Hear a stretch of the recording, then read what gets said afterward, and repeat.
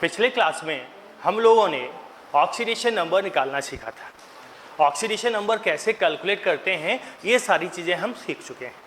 अब इस क्लास में हम थोड़ा सा उन जो ऑक्सीडेशन नंबर निकालना सीखा था उसके एग्जाम्पल्स करेंगे, टाइप्स ऑफ रेडॉक्स रिएक्शन करेंगे और ये देखेंगे कि ऑक्सीडेंट और रिडक्टेंट क्या होते हैं, कौन से ऐसे कंपाउंड है जो फर्दर ऑक्सीडाइज हो सकते हैं या फर्दर रिड्यूस हो सकते हैं, या कुछ कंपाउंड ऐसे हैं जो केवल ऑक्सीडाइजिंग एजेंट की तरह वर्क कर सकते हैं या सिर्फ रिड्यूसिंग एजेंट की तरह वर्क कर सकते हैं।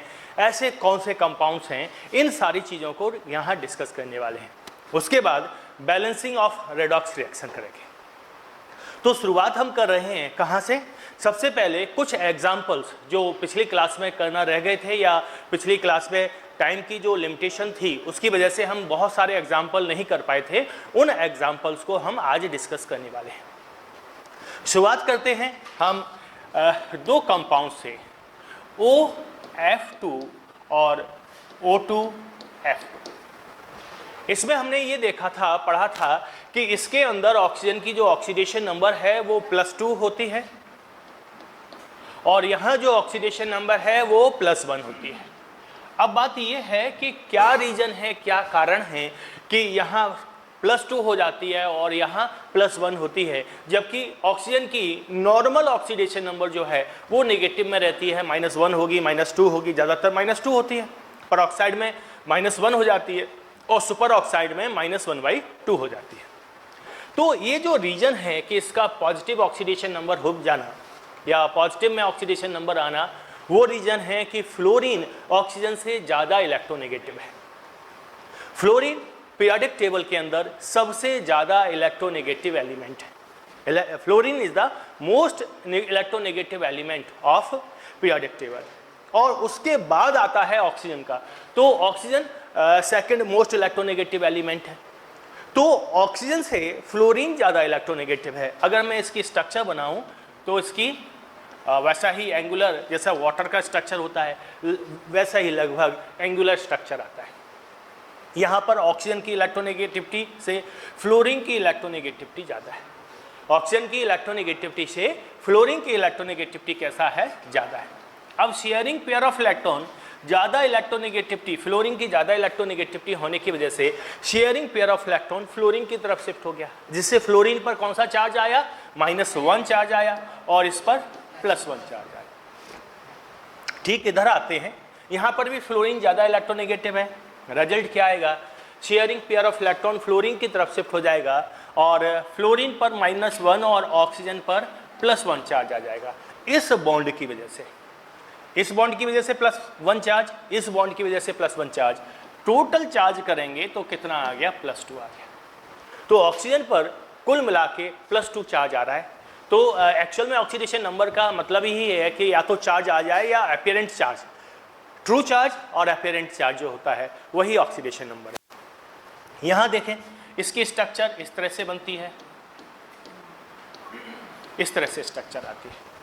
तो ये जो बॉन्ड है, ये जो शेयरिंग पेयर ऑफ इलेक्ट्रॉन है, ये आइडेंटिकल एटम के बीच में बना है। सेम एटम है, एकदम सिमिलर एटम है, ऑक्सीजन एटम है। तो यहाँ पर जो शेयरिंग पेयर ऑफ इलेक्ट्रॉन बीच में रहेगा और इसकी वजह से जो चार्ज का सेपरेशन होगा वो कितना होगा? 0 होगा।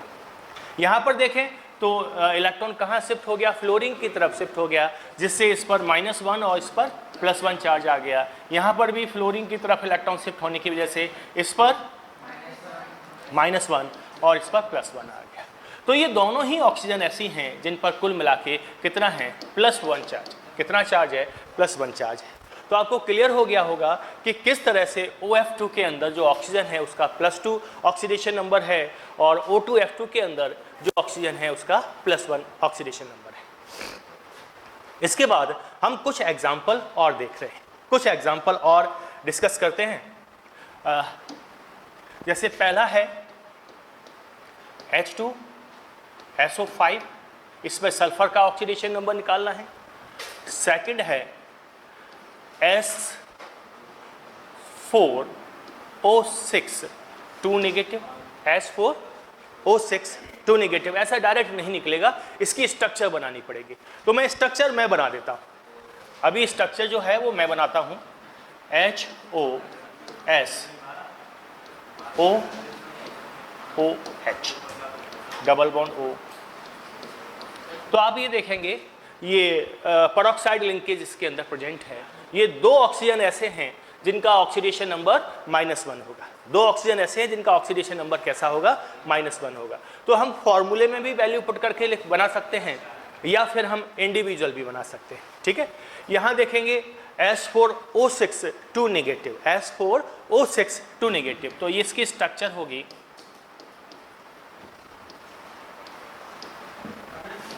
Yes come in please.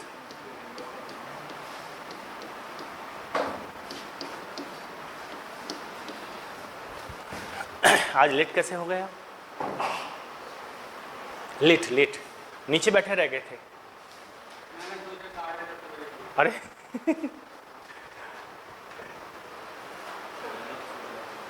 अच्छा सोच लेते हैं। चलिए, तो ये भी बनाइए। अब ये दो स्ट्रक्चर हैं आपके सामने, इनकी हेल्प से आपको ऑक्सीडेशन नंबर निकालना है। किसका? सल्फर का। किसका ऑक्सीडेशन नंबर कैलकुलेट करना है? सल्फर का ऑक्सीडेशन नंबर कैलकुलेट। पहले वाले का क्या है? +6 आएगा। आपने सॉल्व कर लिया? +6 आएगा। मैं सॉल्व तो करता हूं, आप लोग अपना सॉल्व करते रहें। +6 आएगा, +6 आएगा। दोनों तरह से सॉल्व करना बताऊंगा, स्ट्रक्चर की हेल्प से भी, और अगर स्ट्रक्चर हमको मालूम है, ये मालूम है कि पेरोक्साइड लिंकेज है, दो ऑक्सीजन है जिसका -2 है, तो हम कैसे कैलकुलेट कर पाएंगे ये भी सिखाऊंगा। तो यहाँ पर अगर चार्ज का सेपरेशन देखें तो एक इलेक्ट्रॉन हाइड्रोजन से ऑक्सीजन की तरफ शिफ्ट हो रहा है, ऐसे शिफ्ट होगा, तो इसका +1 और इसका -1। सिमिलरली ऑक्सीजन की तरफ आने की वजह से यह -1 और ये +1, ये -2 +2, इसका -2 +2, ये -1 ये +1, ये 0 0 -1 और +1। तो ये 0 0 क्यों है? क्योंकि ये बॉन्ड हाँ सेम एटम, आइडेंटिकल एटम के बीच में बना है। इसकी वजह से कहीं भी इलेक्ट्रॉन का शिफ्टिंग नहीं होगा। पेरोक्साइड लिंकेज की वजह से ये क्या आएगा, इस पर टोटल चार्ज जो हो जाएगा वो -1 चार्ज आ जाएगा। यहाँ सम करें तो कितना आ रहा है? +6। तो दो ऑक्सीजन ऐसे हैं जिनका ऑक्सीडेशन नंबर -1 है, रेस्ट ऑक्सीजन का -2 है। आप ये देखिए, इसका भी कितना हो रहा है? -2। तो ऐसे हमने देखा 1 2 3 ऑक्सीजन ऐसे हैं जिनका -2 है, 2 ऑक्सीजन ऐसे हैं जिनका -1 है, और एक सल्फर है उसका +6 है। अगर हम इसको फॉर्मूले की तरह कैलकुलेट करना चाहते हैं, जैसे हम सम निकाल के कैलकुलेट करते हैं, तो फिर किस तरह से कैलकुलेट करेंगे?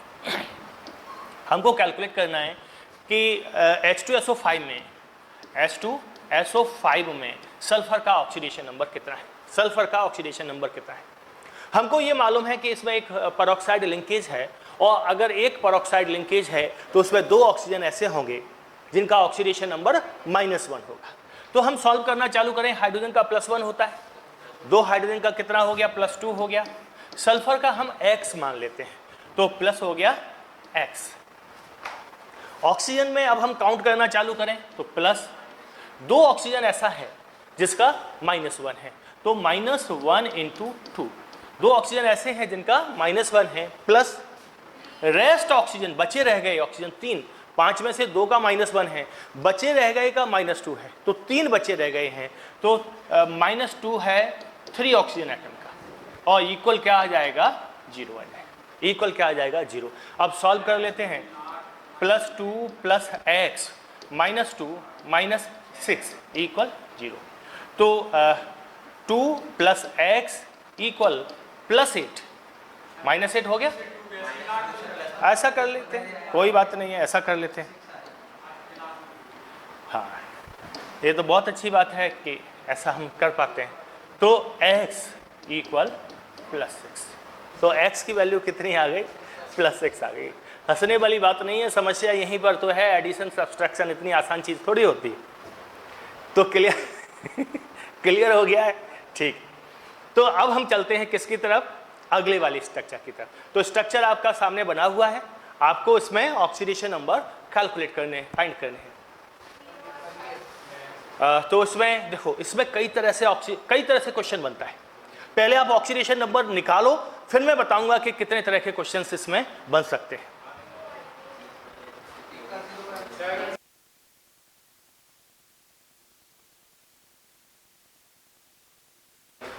आप निकालने की कोशिश की आपने? मैं डायरेक्ट लिख दूं? आप बताओ, वाशु आप बताओ, इस सल्फर का ऑक्सीडेशन नंबर कितना आया?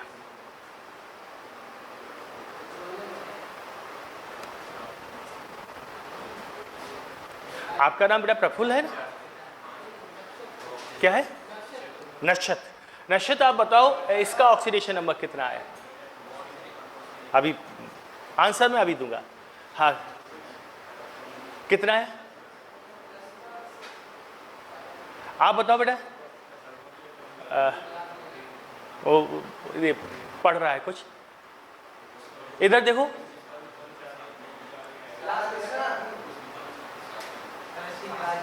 अच्छा अच्छा, तो आप रुद्र आप बताओ, निकाल रहे हो आपने कितना बताया? नहीं नहीं, इलेक्शन 5 बताया। आप बताओ आपने कितना बताया? आपने कितना बताया? 5। कितना बताया? 5। इसका +5 आएगा। कितना आएगा? +5 आएगा। तो मैं कैलकुलेट कर देता हूं, देखिए कैसे।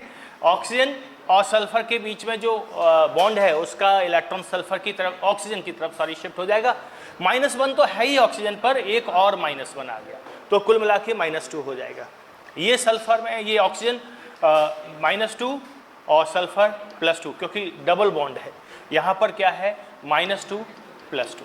ये सिमिलर आइडेंटिकल एटम के बीच में है, तो यहाँ पर जो सेपरेशन हो रहा है वो 0 हो रहा है। ये -2, ये +2, ये -2, ये +2, ये -1 +1। तो सल्फर का टोटल ऑक्सीडेशन नंबर, इसका +5 और इसका +1 नहीं लिख पाया था मैं शायद, इधर -1 है और यहाँ पर +1 है। ये सेपरेशन जो हुआ है, तो इसका क्या हो जाएगा? +5। तो दो सल्फर एटम ऐसे हैं जिनके ऑक्सीडेशन नंबर +5 हैं, और ये जो बीच वाला सल्फर एटम है उसका कितना है? 0 है। तो इसका +5, इसका +5, और इन दोनों का कितना हो गया? ऑक्सीडेशन नंबर 0 हो गया। अब इसमें सवाल किस तरह से बनते हैं? पहला है कि सल्फर के ऑक्सीडेशन नंबर कितने कितने हैं? 2 है। 2 तरह के ऑक्सीडेशन नंबर हैं। क्या है? 0 और +5। सल्फर के 2 एटम जिनके ऑक्सीडेशन नंबर में डिफरेंस कितना होगा? एक सल्फर में 2 तरह की ऑक्सीडेशन स्टेट हैं, इसमें सल्फर में 2 तरह की ऑक्सीडेशन स्टेट हैं। तो आप ये बताइए कि ये जो ऑक्सीडेशन नंबर है या ऑक्सीडेशन स्टेट, इनका डिफरेंस कितना होगा? तो डिफरेंस 5 का होगा। एवरेज निकाल के बताएं। एवरेज 2.5 आएगा। एवरेज कितना आएगा? 2. तो 5 + 5 + 0 0, तो 10 डिवाइडेड बाई 4 एटम है, तो एवरेज कितना आ गया? 2.5 आ गया। तो हमने लिखा 5 + 5 डिवाइडेड बाई 4, तो ये आ गया 2.5। तो एवरेज ऑक्सीडेशन नंबर है वो कितना आ गया? 2.5 आ गया। तो इस तरह से बेटा क्वेश्चंस इसके ऊपर बन जाते हैं। अच्छा, क्या ऑक्सीजन? हाँ, नहीं, सारे ऑक्सीजन ऐसे हैं जिनका -2 है। पहले से एक नेगेटिव प्रेजेंट है, एक ये हो गया। ये इसमें भी ऐसा है, पहले से एक नेगेटिव प्रेजेंट है, एक ये हो गया, तो -2 इसका, -2 इसका। तो ऑक्सीजन का केवल एक ऑक्सीडेशन स्टेट है, वो कितना है? वो -2 है। चले अब कुछ एक एग्जाम्पल मैं, किसका? इसका ना, जो अभी बताया था, S4O6 2 नेगेटिव का, इसी का ना। ठीक, तो इसमें देखिए मैं फिर से स्ट्रक्चर बना देता हूं। तो फिर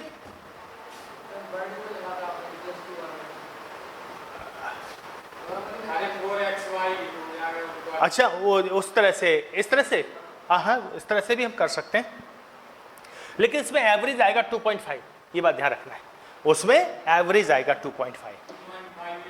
हाँ, तो चलो हम यहाँ लिख लेते हैं इसको। हमको क्या करना है? इसको कैलकुलेट करके निकालना है S4O6 2 नेगेटिव का। इसमें हमको स्ट्रक्चर में मालूम है कि परऑक्साइड लिंकेज नहीं है, ठीक है ना। तो सल्फर का हमने X मान लिया, तो 4 सल्फर का कितना हो गया? 4x। ऑक्सीजन का -2 होता है, 6 का हो गया कितना? 12, -12, तो -12 = -2। सहमत है सभी बच्चे? तो 4x = -2 + 12 = +10। तो x इक्वल हो जाएगा +10 डिवाइडेड बाई 4, तो 2.5। तो इस तरह से जब हम कैलकुलेट करते हैं तो हमारे पास एवरेज ऑक्सीडेशन नंबर ही आता है, इंडिविजुअल एटम का नहीं आता। इंडिविजुअल एटम का अगर आपको निकालना है तो आपको स्ट्रक्चर का ही यूज करना पड़ेगा।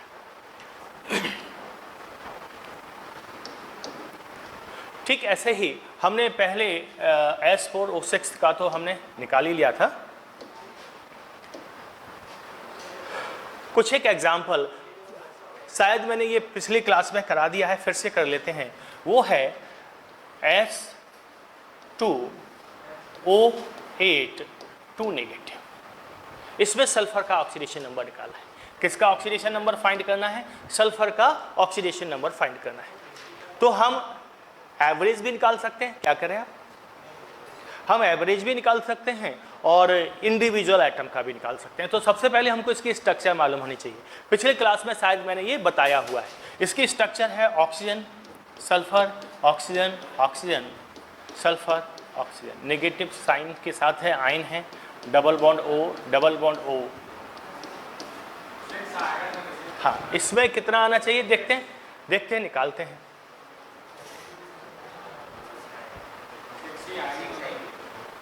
कितना आएगा? 6। कंफर्म है ना? हाँ। तो ये सल्फर जो है इनका +6, चलो डायरेक्ट लिख रहे हैं। ये ऑक्सीजन -2, इसका भी -2, इसका भी -2, -2, -2। कलर चेंज कर लेते हैं। इसका भी -2 हो गया, इधर भी -2 आ गया। इनका -1 है। इनका क्या है? एक पेरोक्साइड लिंकेज होने की वजह से इन दो ऑक्सीजन का जो ऑक्सीडेशन नंबर है वो क्या है? -1 है। तो ऑक्सीजन की दो ऑक्सीडेशन स्टेट हैं इसके अंदर, -2, -1। सल्फर +6 ऑक्सीडेशन स्टेट में। ठीक है ना? मेरे ख्याल से ये क्लियर हो गया होगा।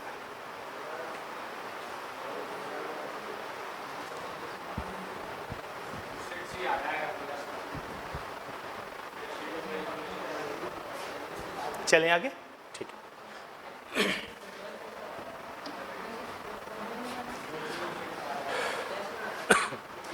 अब अगला स्ट्रक्चर है या अगला कंपाउंड मैं बना रहा हूं। ठीक है ना? कंपाउंड है K4FeCN6।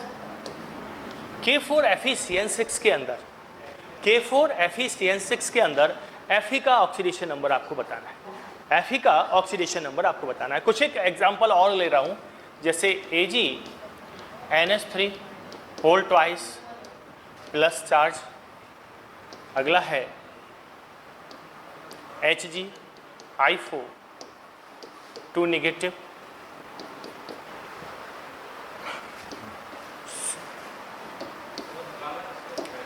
ये मरकरी का मेटल का निकालना है। मरकरी का, Ag का, Fe का, और यहाँ ले लेते हैं CONH3 होल 6 3 पॉजिटिव, और अगला ले रहा हूँ मैं CrCl6 3। इसमें क्रोमियम और इसमें कोबाल्ट। इनका ऑक्सीडेशन नंबर आपको एक एक करके फाइंड करना है। ऐसा करता हूं मैं, इनको शिफ्ट कर देता हूं इस साइड। ठीक है? और आप इस ऑर्डर में निकालें। ये फर्स्ट ले लें, सेकंड, थर्ड, फोर्थ, 5, ऐसे निकालें।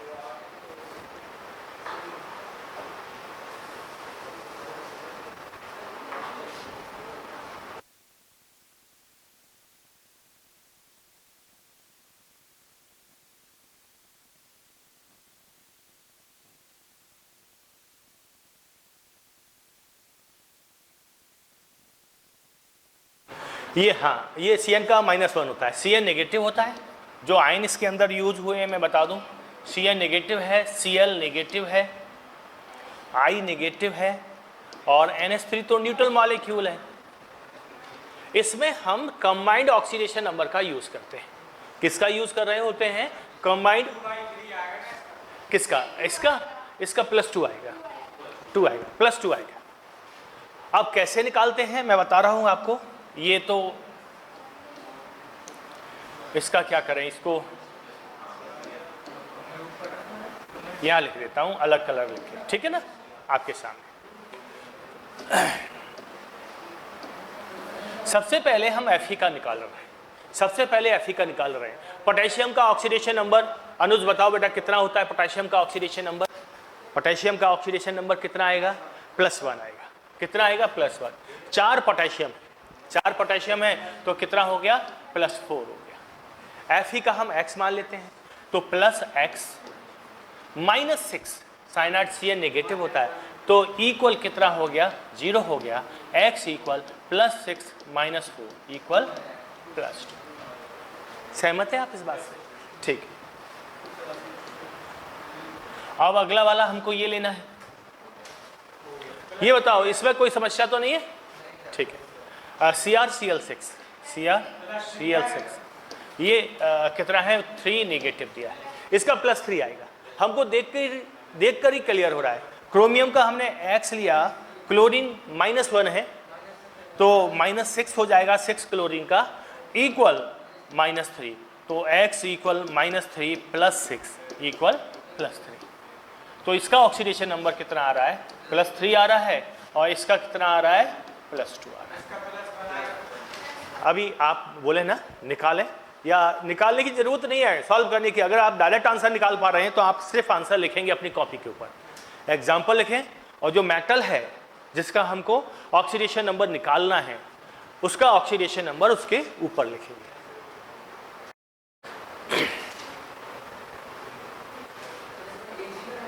इसमें Ag का निकालना है, ये बना हुआ है ना, ये मरकरी और यहां पर कोबाल्ट का निकालना है।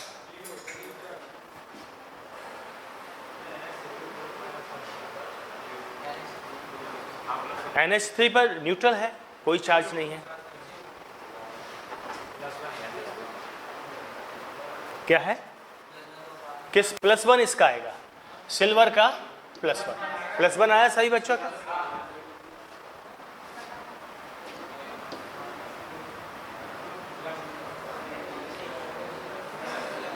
अब हमको निकालना है Ag NH3 whole twice positive का। तो सिल्वर का हमने x माना।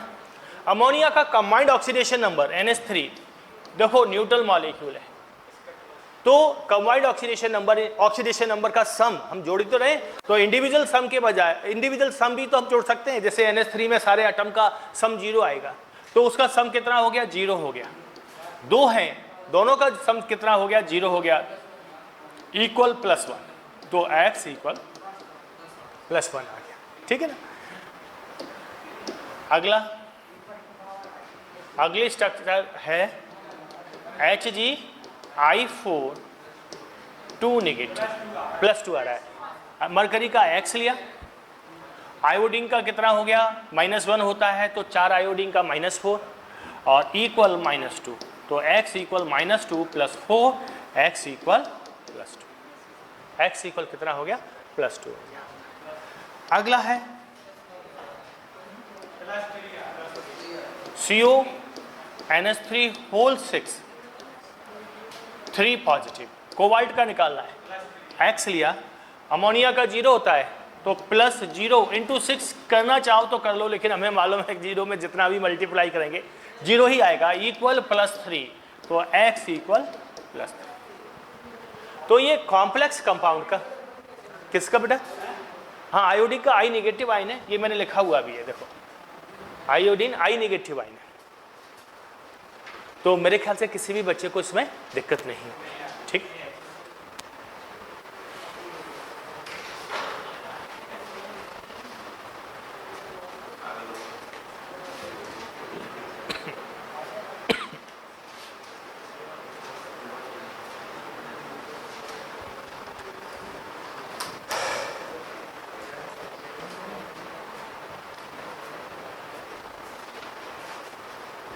कुछ एक और एग्जांपल लेते हैं। नोट तो कर लिया था सभी बच्चों ने? ठीक है।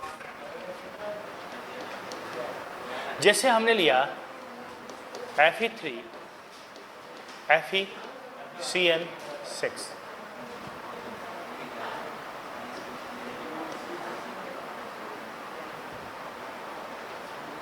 Fe4 FeCN6 होल, ये एग्जांपल हमने लिया है और इसके अंदर हमको ऑक्सीडेशन नंबर निकालना है इसका, ऑक्सीडेशन नंबर निकालना है इसका। तो बताइए कैसे निकलेगा? इस आयरन का निकालना है। तो सबसे पहले हमको मालूम है कि ये इसका चार्ज है,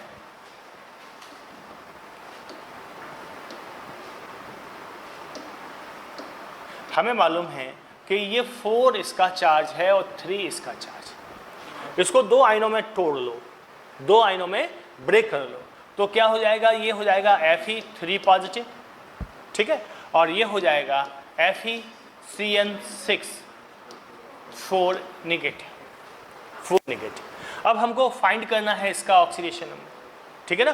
तो हम क्या करेंगे, इसका हमने X ले लिया, साइनाइड का Cn नेगेटिव होता है, -1 है, तो -6 इक्वल -4। Very good. तो X इक्वल -4 + 6 इक्वल +2। तो मेरे ख्याल से अब ऑक्सीडेशन नंबर निकालने में कोई समस्या नहीं रही होगी। फिर भी मैं 1-2 तो अभी और कराने वाला हूं आपको। -4 चार्ज, ये 3 चार्ज इस आयन का है और 4 ये चार्ज है वो इस आयन का है। क्या प्लस का है? ये नहीं, ये पहला आयन प्लस का है, आप ये कह रहे हो ना, तो इसका चार्ज प्लस में आएगा। दूसरा आयन माइनस का है तो इसका चार्ज माइनस में आएगा, ठीक है ना। क्यों? देखो, हमने अगर AXBY टाइप का कोई कंपाउंड लिया है तो पहली बात, हम हमेशा कहते भी कैटायन पहले हैं और लिखते भी कैटायन पहले। जैसे पोटेशियम सल्फेट में हम हमेशा K2SO4 लिखेंगे, ये राइट होगा, SO4 K2 नहीं लिखेंगे। हम हमेशा कैटायन पहले लिखते हैं और बोलते भी कैटायन पहले, एनाइन बाद में लिखते हैं, बोलते भी एनाइन बाद में। कुछ एक एग्जाम्पल को छोड़ दिया जाए, जैसे कैल्शियम एसीटेट है, उसमें हम ऐसे लिखेंगे CH3CO होल ट्वाइस। इसमें एनाइन को हमने पहले लिखा, तो ऑर्गेनिक एसिड के जो सॉल्ट होते हैं उनको छोड़ दिया जाए तो रेस्ट पार्ट में, रेस्ट कंपाउंड्स के अंदर हम हमेशा कैटाइन पहले और एनाइन बाद में लिखते हैं। नाम में भी पहले बोलते कैटाइन है, बाद में बोलते हैं एनाइन। तो जो पहले आयन होगा, यहाँ पर जो पहले आयन होगा वो पॉजिटिव आयन होगा, बाद में जो कॉम्प्लेक्स आयन है वो नेगेटिव आयन है। क्लियर हुआ? और ये जो चार्ज है वो, ये 4 लिखा है, ये नेगेटिव आयन का चार्ज है, और ये 3 लिखा है, ये जो 3 लिखा है वो पॉजिटिव आयन का चार्ज है। नहीं, पॉजिटिव कैसे हो जाता? दोनों पॉजिटिव आयन कैसे होते? कंबाइंडली मॉलिक्यूल नेगेटिव होना चाहिए, कंपाउंड जो है वो न्यूट्रल होना, नेगेटिव नहीं सॉरी, न्यूट्रल होना चाहिए। नेगेटिव मेरे मुंह से निकल गया, न्यूट्रल होना चाहिए। और न्यूट्रल के लिए टोटल पॉजिटिव चार्ज और टोटल नेगेटिव चार्ज बराबर होना चाहिए। ये भी पॉजिटिव, ये भी पॉजिटिव, तो फिर न्यूट्रल कैसे होगा? ठीक है ना। तो कंपाउंड न्यूट्रल होता है, कोई भी सॉल्ट है वो न्यूट्रल होता है, और न्यूट्रल हो तब कब होगा? जब उसके ऊपर टोटल पॉजिटिव चार्ज और टोटल नेगेटिव चार्ज इक्वल आ जाएगा। क्लियर? कोई दिक्कत तो नहीं है? ठीक है। कुछ एक एग्जाम्पल हम और ले सकते हैं, जैसे फॉर एग्जाम्पल थोड़ा सा कॉम्प्लिकेटेड करने की कोशिश करें। एल्युमिनियम कार्बोनेट Al2 या एल्युमिनियम सल्फेट ले लेते हैं, SO4 होल थ्राइस। इस तरह का अगर हमने कोई सॉल्ट लिया और इसमें हमको क्या निकालना है? सल्फर का ऑक्सीडेशन नंबर +6 आएगा। लेकिन सॉल्व कैसे करेंगे इसको? हाँ, इसको ऐसे सॉल्व करेंगे। वेरी गुड, आज आपकी गाड़ी सही चल रही है, स्पीड पर चल रही है, पढ़ के आए हैं। तो ये 3 इसका है और 2 इसका है। एक तरीका तो ये है, जो हम इसी तरीके को हम फिक्स कर लेते हैं, इसी तरीके से करेंगे, ठीक है। तो Al3 पॉजिटिव हो गया, SO4 2 नेगेटिव हो गया। SO4 क्या हो गया? 2 नेगेटिव हो गया। अब सल्फर का निकालना है, तो X -8, 4 ऑक्सीजन का -8 हो गया, इक्वल -2। तो X इक्वल -2 + 8, तो क्या हो गया? +6। तो बड़े आसानी से हमने इसको सॉल्व कर लिया, कैलकुलेट कर लिया।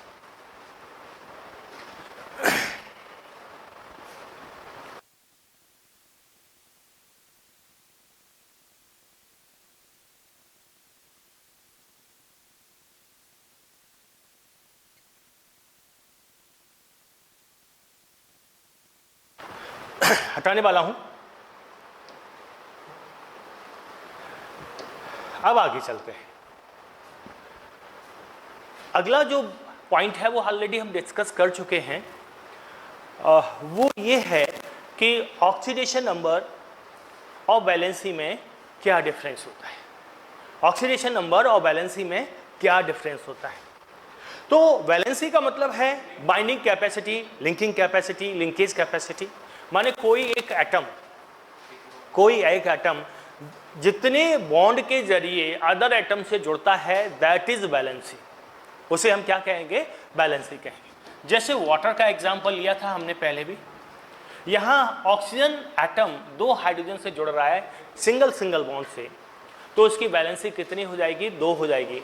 और ऑक्सीडेशन नंबर का मतलब क्या होता है, या तो उस एटम के ऊपर चार्ज या एपियरेंट चार्ज, या तो जो चार्ज है या जितना चार्ज आभासित हो रहा है, ठीक है ना, या जितने इलेक्ट्रॉन उसके पास बाहर से आ गए हैं या इलेक्ट्रॉन चले गए हैं, ट्रांसफर हो गए हैं या ट्रांसफर होते हुए प्रतीत हो रहे हैं, दोनों ही स्थिति में वो उसका ऑक्सीडेशन नंबर होता है। अगर इलेक्ट्रॉन आ रहे हैं तो ऑक्सीडेशन नंबर नेगेटिव में होगा, और अगर इलेक्ट्रॉन रिलीज हो रहे हैं तो ऑक्सीडेशन नंबर पॉजिटिव में होगा। क्लियर। तो चार्ज ऑन एटम और apparent charge on atom is called oxidation number, उसका ऑक्सीडेशन नंबर है। और कंबाइनिंग कैपेसिटी जो होती है वो क्या है, वो वैलेंसी है। वैलेंसी नेगेटिव नहीं होती है, क्योंकि कंबाइनिंग कैपेसिटी है, वो नेगेटिव कैसे हो जाएगी। तो वैलेंसी नेगेटिव नहीं होती है, ऑक्सीडेशन नंबर नेगेटिव हो सकता है, वैलेंसी 0 हो सकती है, इनर्ट गैस की वैलेंसी 0 होती है, वैलेंसी 0 हो सकती है, लेकिन ऑक्सीडेशन नंबर नेगेटिव भी हो सकता है, 0 भी हो सकता है, पॉजिटिव भी हो सकता है, फ्रैक्शनल वैल्यू भी हो सकती है, जबकि वैलेंसी केवल 0 या कोई भी पॉजिटिव इंटीजर, ये वैलेंसी हो सकता है। तो ये डिफरेंस हो गया वैलेंसी में और ऑक्सीडेशन नंबर में, जो बेसिक डिफरेंस है। जैसे इसमें ऑक्सीजन की वैलेंसी कितना है, 2 है, और ऑक्सीडेशन नंबर -2 और इनका +1 है। ऑक्सीडेशन नंबर में आप प्लस माइनस लिखने की हैबिट डालें। अगर +2 ऑक्सीडेशन नंबर को बच्चे नॉर्मली 2 कहते हैं, तो मैं सलाह दूंगा कि आप उसको +2 कहना चालू कर दें। ऐसे ही है जैसे पेरोक्साइड के अंदर लिया, तो इसमें ऑक्सीजन की जो वैलेंसी है, दोनों ऑक्सीजन की वैलेंसी 2 है, लेकिन ऑक्सीडेशन नंबर इनका -1 है और इनका +1 है। ऑक्सीडेशन नंबर फ्रैक्शनल भी हो सकता है, जैसे Pb3O4 में लेड का अगर हम ऑक्सीडेशन तो कितना करते हैं, ये 3x - 8 = 0, तो x = +8/3, तो फ्रैक्शनल वैल्यू भी आ सकती है। बैलेंसी काफ़ी एलिमेंट्स की कांस्टेंट होती है, लेकिन जिनकी बैलेंसी कांस्टेंट है, जिनकी कोवैलेंसी कांस्टेंट है, जरूरी नहीं है कि उनका ऑक्सीडेशन नंबर भी कांस्टेंट हो। ऑक्सीडेशन नंबर वेरी करता है। जैसे कार्बन है, उसकी फिक्स वैलेंसी है 4 होगी, कार्बन की फिक्स वैलेंसी कितनी है, 4। सभी कंपाउंड के अंदर कार्बन की वैलेंसी, जैसे कुछ एक को छोड़ दिया जाए, इनऑर्गेनिक जैसे कार्बन मोनोऑक्साइड है, तो वैलेंसी कितनी होगी, 4 होगी। लेकिन अगर ऑक्सीडेशन नंबर देखें तो -4 से लेके +4 तक सारी ऑक्सीडेशन नंबर इसकी होती है, तो -4 से लेके +4 की ऑक्सीडेशन नंबर इसमें देखने को मिलती है। तो ये बेसिक डिफरेंस हो गया किसके अंदर, ऑक्सीडेशन नंबर और बैलेंसी के अंदर। इसके बाद एक क्वेश्चन और बनता है, इस तरह का एग्जाम में सवाल आता है कि कौन सा एलिमेंट ऐसा है, कौन सा कंपाउंड ऐसा है जो केवल ऑक्सीडाइजिंग एजेंट की तरह वर्क कर सकता है, या कौन सा कंपाउंड ऐसा है जो केवल रिड्यूसिंग एजेंट की तरह वर्क कर सकता है। आपको फाइंड करना होता है।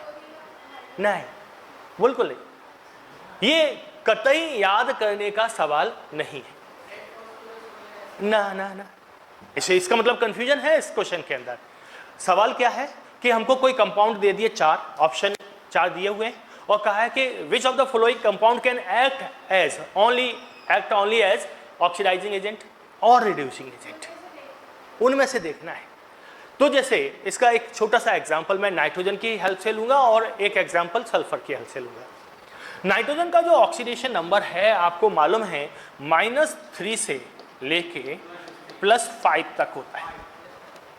नाइट्रोजन का ऑक्सीडेशन नंबर है वो -3 से लेके +5 तक हो सकता है।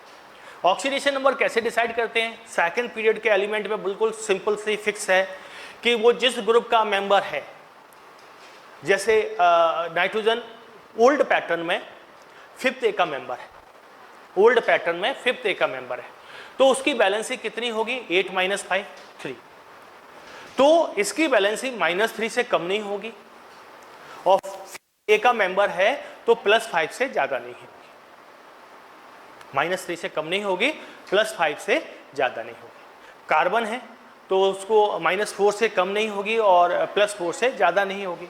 तो एलिमेंट की जो ऑक्सीडेशन नंबर है वो इसी रेंज के अंदर वैरी करता है। तो जैसे नाइट्रोजन का ऑक्सीडेशन नंबर है वो -3 से लेके +5 के बीच में वैरी कर रहा है। अब इसके हम डिफरेंट कंपाउंड्स लें, +5 से लेके -3 तक के कंपाउंड्स लें।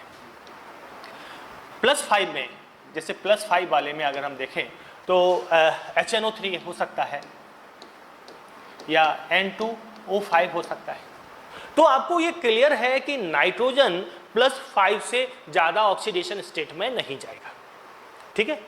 मिनिमम -3 हो सकता है, जैसे NH3 में -3 है। इसके बीच के कंपाउंड्स में लिखूं, जैसे NH3 है, उसके बाद NH2 सिंगल बॉन्ड NH2 है जिसके अंदर ये -2 ऑक्सीडेशन नंबर में है,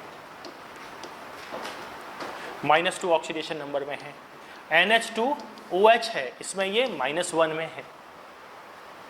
N2 है, इसमें ये 0 ऑक्सीडेशन नंबर में है। N2O है, NO है, N2O3 है, N2O4 है या NO2 है। तो इसमें ऑक्सीडेशन नंबर +1, +2, +3, +4 और इसके अंदर नाइट्रोजन का ऑक्सीडेशन नंबर +5 है। तो मैंने कुछ कंपाउंड्स लिखे हुए हैं। इसमें आगे जाने से पहले मैं आपको एक चीज और बताना चाहता हूं जो इससे पहले की है। रुक जाओ, मैं अभी उसको दोबारा से बताता हूं। वो है कि ऑक्सीडाइजिंग एजेंट क्या होते हैं, रिड्यूसिंग एजेंट क्या होते हैं।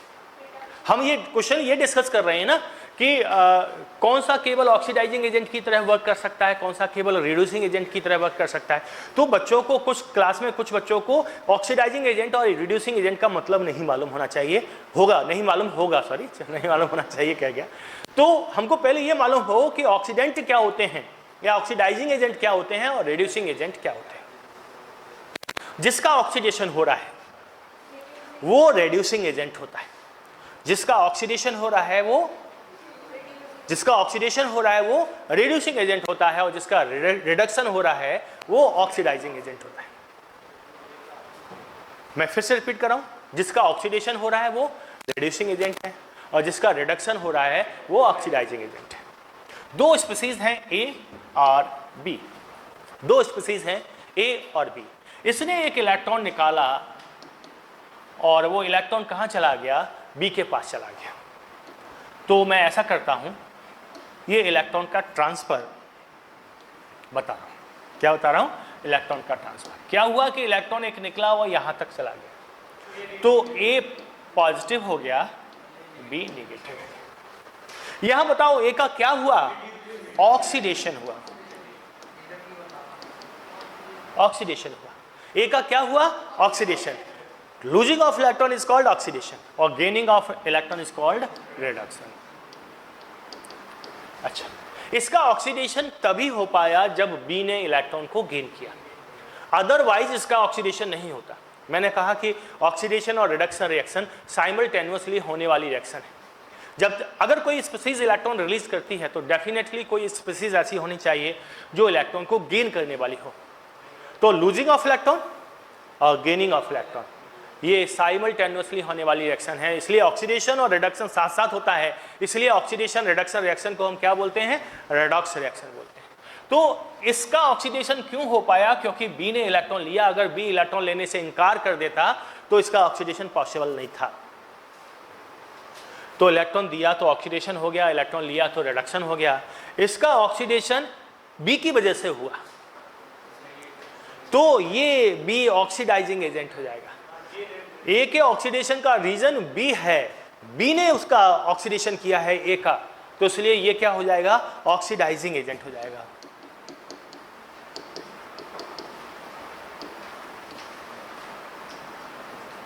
हाँ, आप क्या करें?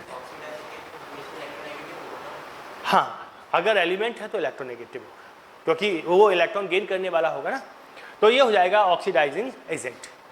ये इसका जो रिडक्शन हुआ वो एक ही वजह से हुआ, तो ये हो गया रिड्यूसिंग।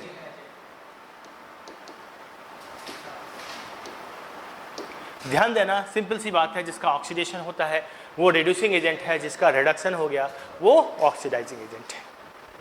क्लियर? इसमें तो कोई समस्या नहीं है। अब हम वापस लौट के आते हैं।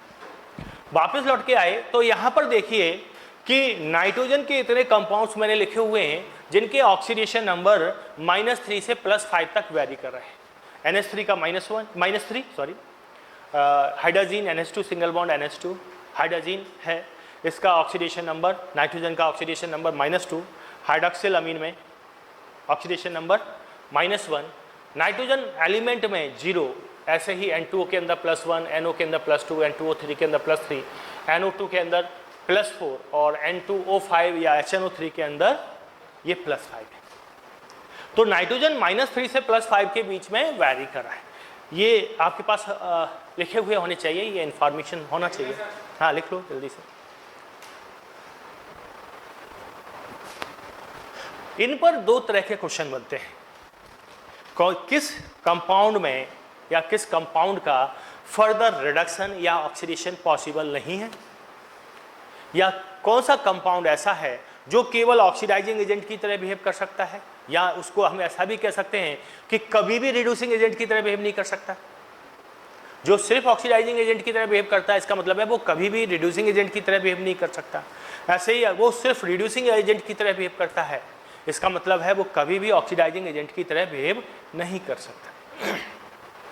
तो हमें मालूम है कि नाइट्रोजन का, आप लिखते भी चलें और साथ साथ में समझते भी चलें, नाइट्रोजन का ऑक्सीडेशन नंबर -3 से कम नहीं हो सकता। ऑक्सीडेशन नंबर जब कम होता है, ऑक्सीडेशन नंबर जब कम होता है तब रिडक्शन होता है। -3 से ऑक्सीडेशन नंबर कम नहीं हो सकता, मतलब अमोनिया का और फर्दर रिडक्शन नहीं हो सकता। नाइट्रोजन है, रेड्यूस होकर हाइड्रोक्सिल अमीन बना सकता है, ये रेड्यूस होकर हाइड्रोजन बना सकता है, हमने हाइपोथेटिकली सोच लिया है बना सकता है, वो रेड्यूस होकर अमोनिया बना सकता है। अमोनिया और रेड्यूस होगा तो -4 हो जाएगा नाइट्रोजन का ऑक्सीडेशन नंबर। क्या ये पॉसिबल है? तो अमोनिया का फर्दर रिडक्शन नहीं हो सकता, अमोनिया और रेड्यूस नहीं हो सकता, अमोनिया का फर्दर रिडक्शन नहीं कर सकते, वो केवल ऑक्सीडाइज हो सकता है। और वो केवल जब ऑक्सीडाइज हो सकता है तो केवल रिड्यूसिंग एजेंट की तरह बिहेव कर सकता है। जो ऑक्सीडाइज हो रहा है वो किसकी तरह बिहेव कर रहा है? Reducing agent. तो अमोनिया है, ये केवल ऑक्सीडाइज हो सकता है, ये केवल रिड्यूसिंग एजेंट की तरह बिहेव कर सकता है, ये कभी भी ऑक्सीडाइजिंग एजेंट की तरह बिहेव नहीं कर सकता। कितना आसान है। सिर्फ ये पता होना चाहिए कि नाइट्रोजन -3 से +5 के बीच में वेरी करता है। HNO3 या N2O5, HNO3 ये फर्दर ऑक्सीडाइज नहीं हो सकता। Which of the following compound can not further oxidize, ऊपर के 4 दिए हुए हैं, तो आप किसको फर्दर ऑक्सीडाइज नहीं कर सकते? सबसे ऊपर वाले +5 से, जिसमें भी +5 ऑक्सीडेशन नंबर होगा उससे ज्यादा। अगर +3 वाला है, +5 वाला है ही नहीं तो सवाल गलत है। +3 वाला +5 हो जाएगा ना, +3 वाला +5 हो जाएगा और ऑक्सीडाइज भी हो सकता है। Very nice, very nice. इसने तो बात एक स्टेप आगे वाली बात कह दी। तो ये केवल रेड्यूस हो सकता है, ये केवल ऑक्सीडाइज हो सकता है, तो ये केवल रिड्यूसिंग एजेंट की तरह बिहेव कर सकता है, ये केवल ऑक्सीडाइजिंग एजेंट की तरह बिहेव कर सकता है, और बीच वाले बाकी सारे कंपाउंड्स ऑक्सीडाइज भी हो सकते हैं और रिड्यूस भी हो सकते हैं। इसलिए ये ऑक्सीडाइजिंग एजेंट की तरह भी बिहेव कर सकते हैं और रिड्यूसिंग एजेंट की तरह भी बिहेव कर सकते हैं। ऑक्सीडाइजिंग एजेंट की तरह भी बिहेव कर सकते हैं और रिड्यूसिंग एजेंट की तरह भी बिहेव कर सकते हैं। एक और बात जिसका आंसर आप अपने आप दे दोगे अगर आपने ठीक से समझ लिया है, कौन स्ट्रॉन्गेस्ट ऑक्सीडाइजिंग एजेंट होगा और कौन स्ट्रॉन्गेस्ट रिड्यूसिंग एजेंट होगा? जो ऊपर है, जो वो सबसे ज्यादा ऑक्सीडेशन स्टेट में है, वो बहुत अच्छा ऑक्सीडाइजिंग एजेंट होगा। ऑक्सीडेशन नंबर बड़ा है मतलब आसानी से ऑक्सीडाइज नहीं होगा, +5 में बिल्कुल भी ऑक्सीडाइज नहीं होगा, वो केवल रेड्यूस होगा। तो रेड्यूस होगा तो ऑक्सीडाइजिंग एजेंट हो जाएगा। ऑक्सीडेशन नंबर जितना ज़्यादा होगा वो उतना ही स्ट्रॉन्ग ऑक्सीडाइजिंग एजेंट होगा, ऑक्सीडेशन नंबर जितना कम होगा वो उतना ही स्ट्रॉन्ग रिड्यूसिंग एजेंट होगा। बड़े आराम से कंपेयर कर सकते हैं, बड़े आराम से रिड्यूसिंग एजेंट का नेचर।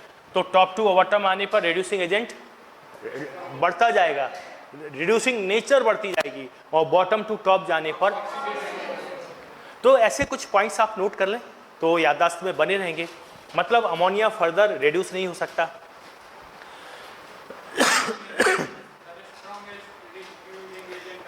नहीं पहले ये लिख लो पॉइंट, शुरू से चालू करें। Ammonia can not further reduce, ammonia can not reduce further, और HNO3 and N2O5 cannot oxidize, cannot further oxidize. उसके बाद लिख सकते हैं ammonia can act as only reducing agent. इतने से याद आ जाएगी आपको सारी चीजें। क्या बेटा? Ammonia can act as reducing agent only, and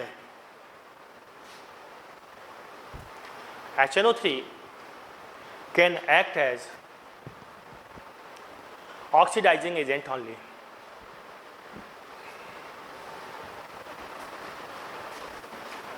Can act as oxidizing agent only.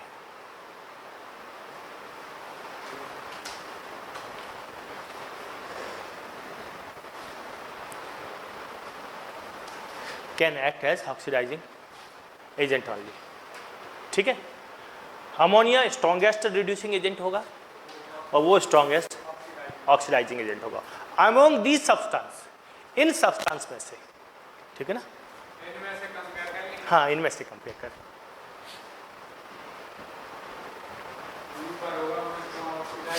और नीचे होगा वो स्ट्रॉन्गेस्ट रिड्यूसिंग, बिल्कुल सही है। और अगर कंपेयर आपस में करना हो तो जो ऑक्सीडेशन नंबर जितना ज़्यादा होगा वो उतना ही स्ट्रॉन्ग ऑक्सीडाइजिंग एजेंट होता जाएगा, और जिसमें ऑक्सीडेशन नंबर जितना कम होगा वो उतना ही ज़्यादा स्ट्रॉन्ग रिड्यूसिंग एजेंट होता जाएगा। ठीक है,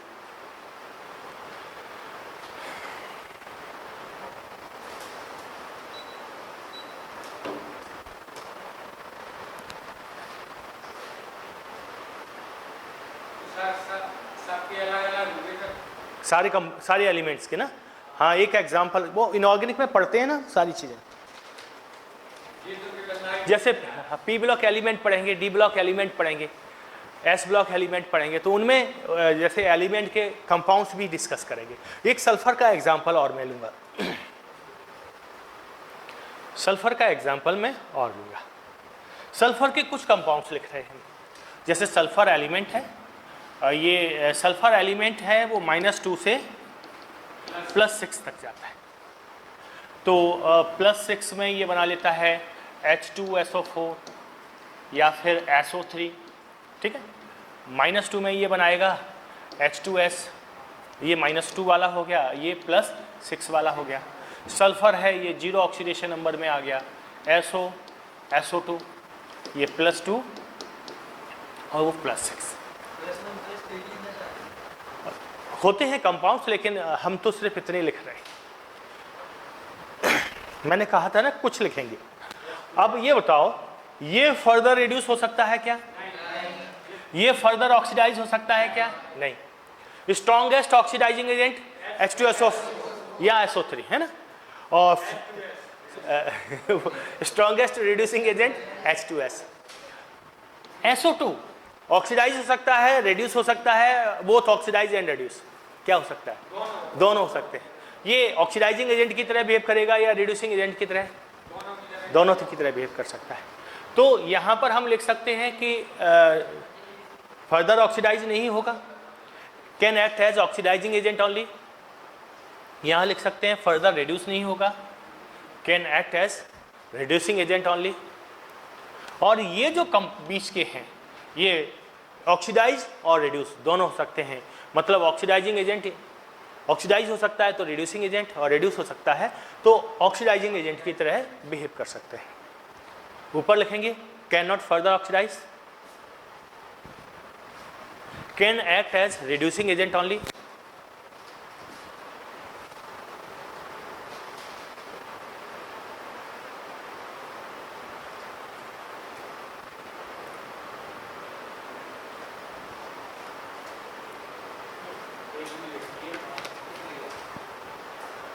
हो गया। तो मेरे ख्याल से ये पॉइंट क्लियर हो गए, बहुत अच्छे से ना, वेरी गुड। अब बात ये आती है कि एप्लीकेशन ऑफ रेडॉक्स रिएक्शन। हमने रेडॉक्स रिएक्शन जो सीखा है, और नहीं उससे पहले एक पॉइंट और है कि हम कैसे समझ में आएगा हमारे, क्या कैसे पता चलेगा कि कोई रिएक्शन रेडॉक्स रिएक्शन है या नहीं। Very good. अब हमारा पॉइंट ये आ रहा है अगला कि कोई रिएक्शन रेडॉक्स रिएक्शन का एग्जाम्पल है या नहीं। हमने शुरू में थोड़ा सा पढ़ा था, लेकिन हम थोड़ा ही उसको समझ पाए थे। अच्छे से कब समझेंगे? जब हमने ऑक्सीडेशन नंबर निकालना सीख लिया है। तो कोई रिएक्शन रेडॉक्स रिएक्शन है या नहीं है, ये हमको कैसे मालूम पड़ता है? कि अगर उसके अंदर एक भी चेंज दिखाई दे रहा है ऑक्सीडेशन नंबर में, अगर एक चेंज दिखाई दे रहा है तो डेफिनेटली दूसरा चेंज भी होगा। अगर ऑक्सीडेशन हो रहा है तो रिडक्शन जरूर होगा। तो हम ये ढूंढ लेते हैं कि क्या कोई एक ऐसा एलिमेंट है जिसके ऑक्सीडेशन नंबर में चेंज आ रहा है। अगर है तो वो रिडॉक्स रिएक्शन का एग्जाम्पल है, अदरवाइज नहीं है। और एक छोटा सा एग्जाम्पल चालू करता हूं मैं। CaCO3, हमने इसको गर्म किया और ये CaO प्लस CO2 में कन्वर्ट हो गया। ये थर्मल डिकम्पोजिशन की रिएक्शन है, ये रिडॉक्स रिएक्शन का एग्जाम्पल नहीं। क्योंकि अगर हम यहाँ ऑक्सीडेशन नंबर देखें तो देखो, इसका +2 आ रहा है, इसका +4 आ रहा है, -2, ये +2 -2 +4, किसी भी एलिमेंट का ऑक्सीडेशन नंबर चेंज नहीं आया। तो इसका मतलब है कि ये रिएक्शन केवल किसका एग्जाम्पल है? केवल थर्मल डिकम्पोजिशन का एग्जाम्पल। थर्मल डिकम्पोज हुआ है, रेडॉक्स रिएक्शन नहीं। एक और थर्मल डिकम्पोजिशन लिख रहा हूं मैं। KClO3 gives out KCl + O2। ये थर्मली डिकम्पोज हो जाएगा 620 केल्विन पर। ये क्या होता है? डिकम्पोज होना चालू हो जाता है। आप ये बताओ कि क्या ये रिएक्शन रेडॉक्स रिएक्शन का हिस्सा है? मैं डेटा कुछ कम कर देता हूं जिससे कि आपको कहीं दिक्कत ना आए। एक्चुअल में डेटा पे फोकस जाता है फिर, है ना, इसलिए मैंने हटा दिया। क्यों नहीं है? तो आपने देखा है क्या ध्यान से? तो ऑक्सीजन का भी हुआ है। यहाँ -2 है और वहाँ 0 है। ये -2 है ऑक्सीडेशन, और ये तो एलिमेंटल फॉर्म है 0। क्लोरीन का +5 है, देखिए, और ये -1 है। रिडॉक्स का एग्जाम्पल है। तो कहीं ये कंफ्यूज ना हो जाएं आप, जैसा अभी हो गए थे आप वास्तव में, कि थर्मल डिकम्पोजिशन है तो रिडॉक्स रिएक्शन का एग्जाम्पल नहीं होगा। नहीं, ऐसा कुछ नहीं है, ऐसा कुछ नहीं है। अगर थर्मल डिकम्पोजिशन है वो रिडॉक्स हो भी सकता है और नहीं भी हो सकता। जैसे ऊपर वाला थर्मल डिकम्पोजिशन रिडॉक्स का एग्जाम्पल नहीं है, लेकिन नीचे वाला थर्मल डिकम्पोजिशन है, वो रिडॉक्स का एग्जाम्पल है। आप इसमें बताएं कि कौन सा ऑक्सीडाइज हुआ है और कौन सा रिड्यूस हुआ है। यहां पर ये देखो, क्लोरीन +5 से -1 हो गया, कम हो गया ऑक्सीडेशन नंबर, बिल्कुल सही हुआ। तो ये हो गया रिडक्शन, और ये -2 से 0 बढ़ गया, तो इसका हो गया ऑक्सीडेशन। क्लियर हो गया? ठीक है। एक और एग्जांपल लिख रहे हैं। हमने लिया NaOH + HCl gives out NaCl + H2। आप बताएं कि इसमें ये रिएक्शन क्या रिडॉक्स का एग्जांपल है?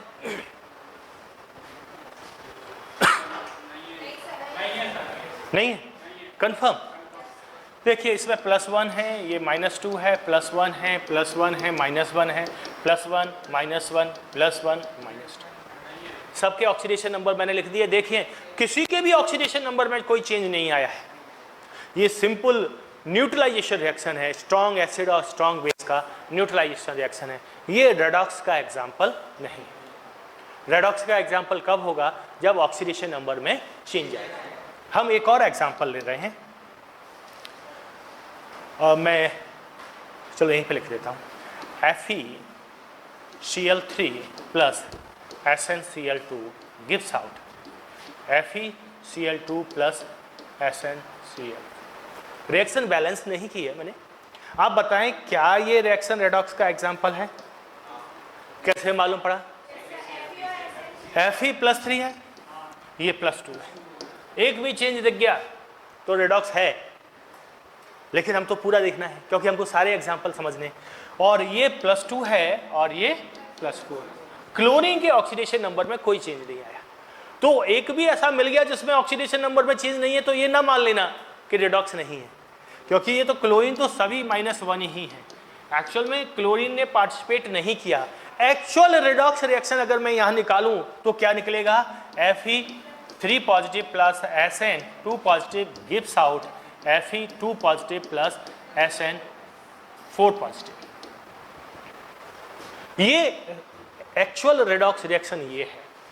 क्लोरीन को हम नॉर्मली बैलेंस करेंगे, रेडॉक्स रिएक्शन जो बैलेंस करना होता है वो ये वाला बैलेंस करना होता है। तो ये रेडॉक्स रिएक्शन है।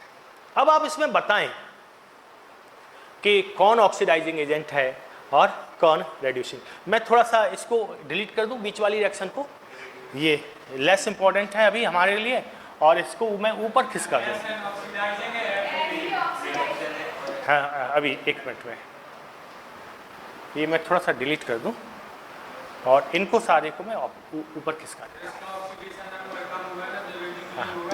हमको क्लियर हो रहा है क्या हो रहा है कि देखो Fe3 पॉजिटिव से 2 पॉजिटिव में आए, तो ये रिडक्शन हो गया, ये हो गया रिडक्शन। इसका मतलब है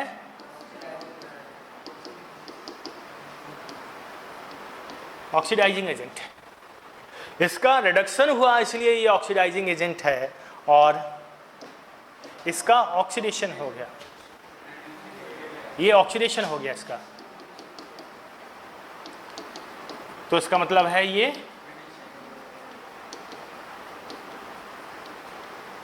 रेड्यूसिंग एजेंट है।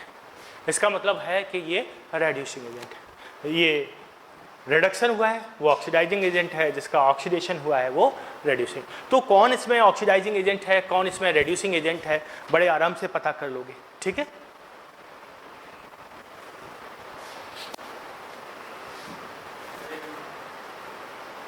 नोट करते चले पूरा।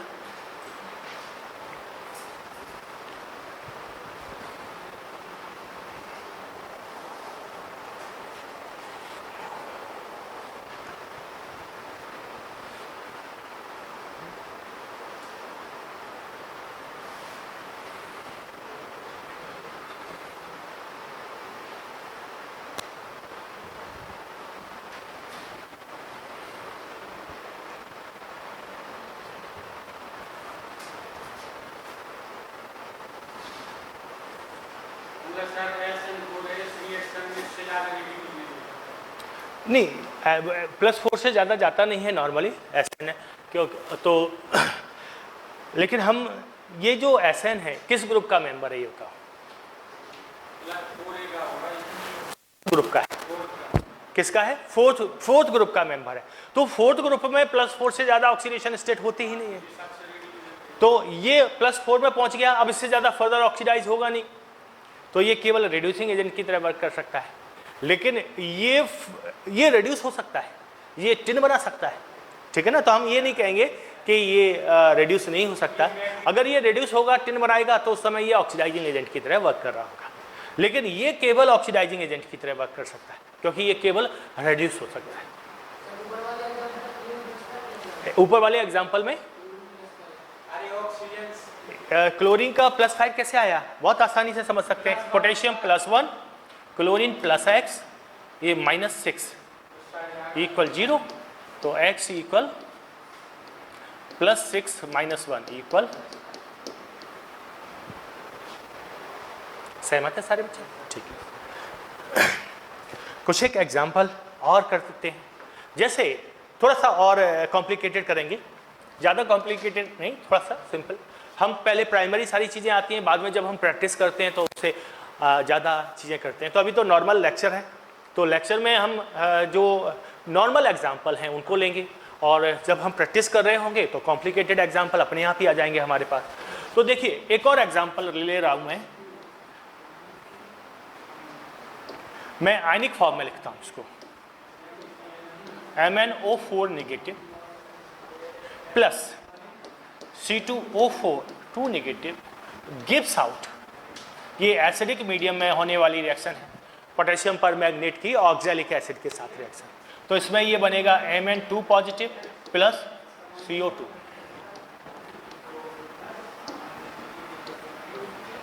प्लस H2 प्लस H2, ठीक है ना। अब इस रिएक्शन में आपको ये बताना है, पहली बात, क्या ये रेडॉक्स का एग्जाम्पल है? वो तो दिख रहा है बिल्कुल। इसमें कौन ऑक्सीडाइजिंग एजेंट होगा पहले नोट कर लो, सारे ऑक्सीडेशन नंबर निकालो, अपने आप से लिखो। पहला आपका काम है कि रिएक्शन को नोट करो। उसके बाद दूसरा काम है कि आप इसमें गिवन हर एलिमेंट के ऑक्सीडेशन नंबर निकालेंगे। सबसे पहला काम मैं आपको ये दे रहा हूं, उसके बाद आगे का डिसाइड करेंगे। इंडिविजुअल एटम के अंदर ऑक्सीडेशन नंबर आपको बताना है।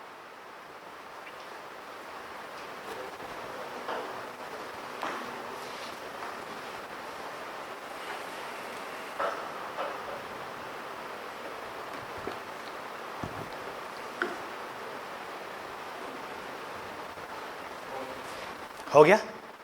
हम अगर इंडिविजुअल एटम के अंदर ऑक्सीडेशन नंबर, कोई बात नहीं बेटा, मैं रुका हुआ हूं आराम से।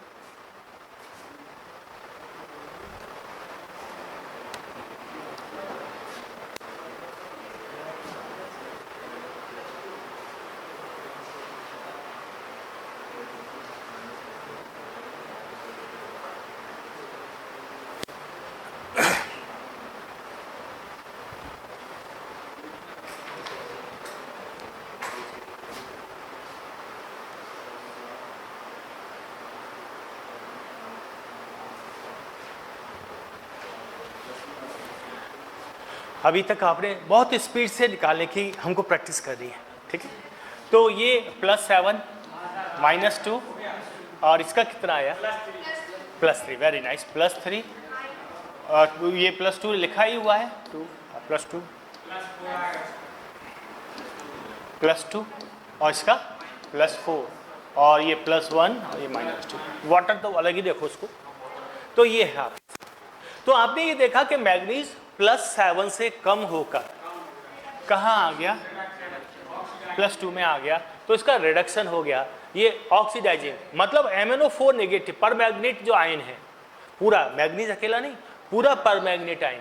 मैग्नीज अकेला ही है लेकिन वो हम पूरा कंपाउंड या आयन लेते हैं। तो पर मैग्नेट आयन जो है वो यहाँ ऑक्सीडाइजिंग एजेंट की तरह वर्क करेगा। तो ये हो रहा है रिडक्शन और ये ऑक्सीडाइजिंग एजेंट।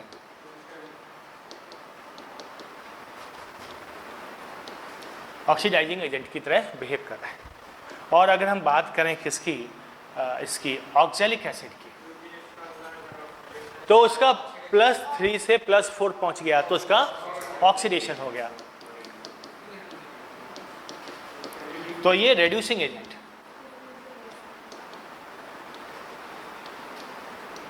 रिड्यूसिंग एजेंट की तरह बिहेव कर रहा है। अब किसे फास्ट आंसर आएगा? तो हमको ये क्लियर हो गया। एक और एग्जांपल मैं लेता हूं। Cr2 चेंज कर लेता हूं कलर, Cr2O7 2 नेगेटिव डाइक्रोमेट, ठीक है, और plus NO2 negative gives out Cr3 positive plus NO3 negative. ठीक, हम इसका पहले आप मेरी तरह से काम करें जो मैं कह रहा हूँ कि ये रिएक्शन लिखें और सबका ऑक्सीडेशन नंबर फास्ट। वो तो मैं समझ गया, आपने रिएक्शन देखते ही हर एलिमेंट का ऑक्सीडेशन नंबर इंडिविजुअल निकाल लिया अपने दिमाग में। बस यही मैं चाहता हूँ। और देखो ये जो मैं चाहता था ये अचीव कर लिया। आप लोगों ने वो चीज़ अचीव कर ली कि रिएक्शन को देखते ही इंडिविजुअल एलिमेंट का oxidation number fraction of second में आप निकालना सीख गए। तो वेरी गुड बच्चों। तो ये क्या है? +6 -2 +3 -2 +3 +5 -2, ठीक है। यहाँ पर अगर हम देखेंगे तो ऑक्सीडेशन नंबर में कमी आ रही है। कमी आ रही है तो क्या हो गया? रिडक्शन। और रिडक्शन है तो ये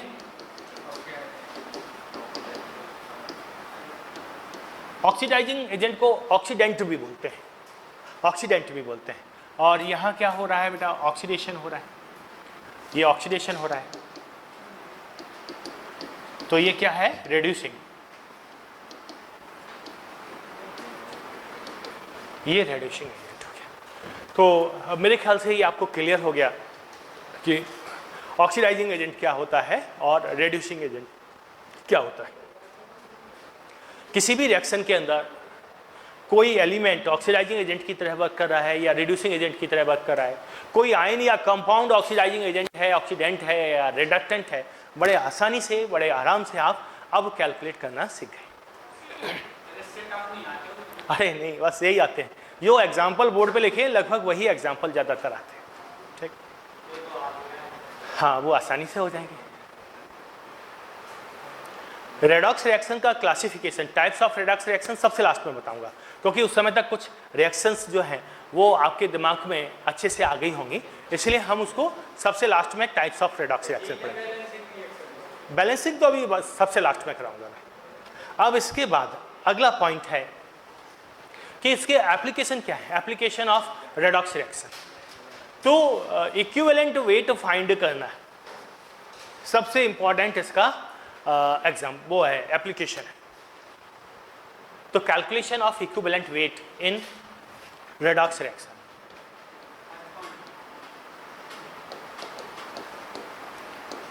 इक्विवेलेंट वेट आप पूरा लिखना, मैंने तो स्मॉल में लिख दिया है, शॉर्ट में लिख दिया है। Calculation of equivalent weight in redox reaction. तो रेडॉक्स रिएक्शन में इक्विवेलेंट वेट हम कैसे फाइंड करते हैं? तो अनन्या आप बताओ बेटा, फॉर्मूला क्या होता है इसका?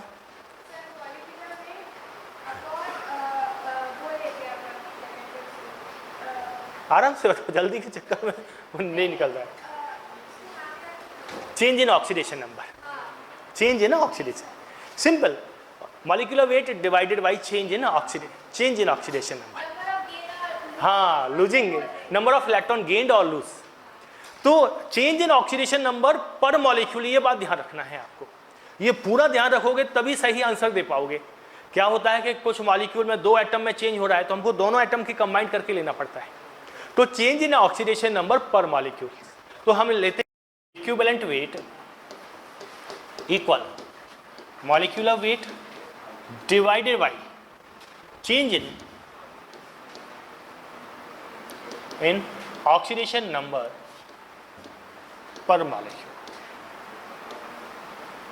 और ion, change in oxidation number per molecule और आयन। तो हर मॉलिक्यूल के रिस्पेक्ट में चेंज इन ऑक्सीडेशन नंबर है वो हमको निकालना है। जैसे KMnO4 है, KMnO4 अलग अलग मीडियम में, न्यूट्रल मीडियम में, एसिडिक मीडियम में, अल्कलाइन मीडियम में अलग अलग तरह से क्या करता है, ऑक्सीडेशन नंबर चेंज करता है। हमने लिया KMnO4, या फिर हम लिख सकते हैं MnO4, ये बहुत बड़ा लिख दिया मैंने, कंप्लीट लिखा है। अगर हम केवल चेंज इन ऑक्सीडेशन नंबर लिखेंगे ना तो हमारा क्वेश्चन गलत होने की पॉसिबिलिटी रहेगी। पर मॉलिक्यूल लिखना बहुत ज़्यादा जरूरी है। तो KMnO4 या MnO4 नेगेटिव आयन है, वो क्या करता है, वो 3 मीडियम में, अलग अलग मीडियम में रिएक्शन दे रहा है। अगर हम एसिडिक मीडियम ले तो KMnO4 प्रोडक्ट बनाता है Mn2 पॉजिटिव। वेरी गुड, ये कहाँ है, एसिडिक मीडियम में। अगर हम न्यूट्रल करें तो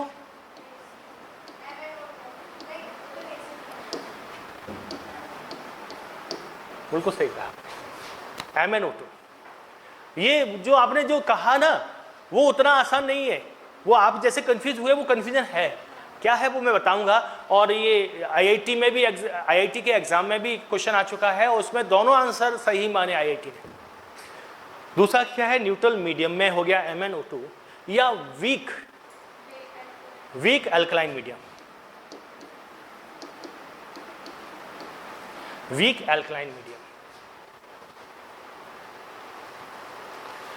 अल्कलाइन मीडियम, और स्ट्रॉन्ग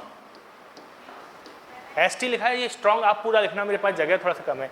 स्ट्रॉन्ग अल्कलाइन मीडियम में, स्ट्रॉन्ग अल्कलाइन मीडियम में ये MnO4 टू नेगेटिव में कन्वर्ट हो जाता है। लेकिन ये धीरे धीरे वापस इसमें आ जाता है। समस्या यहाँ है, ये धीरे धीरे किसमें कन्वर्ट हो जाता है, MnO2 में आ जाता है।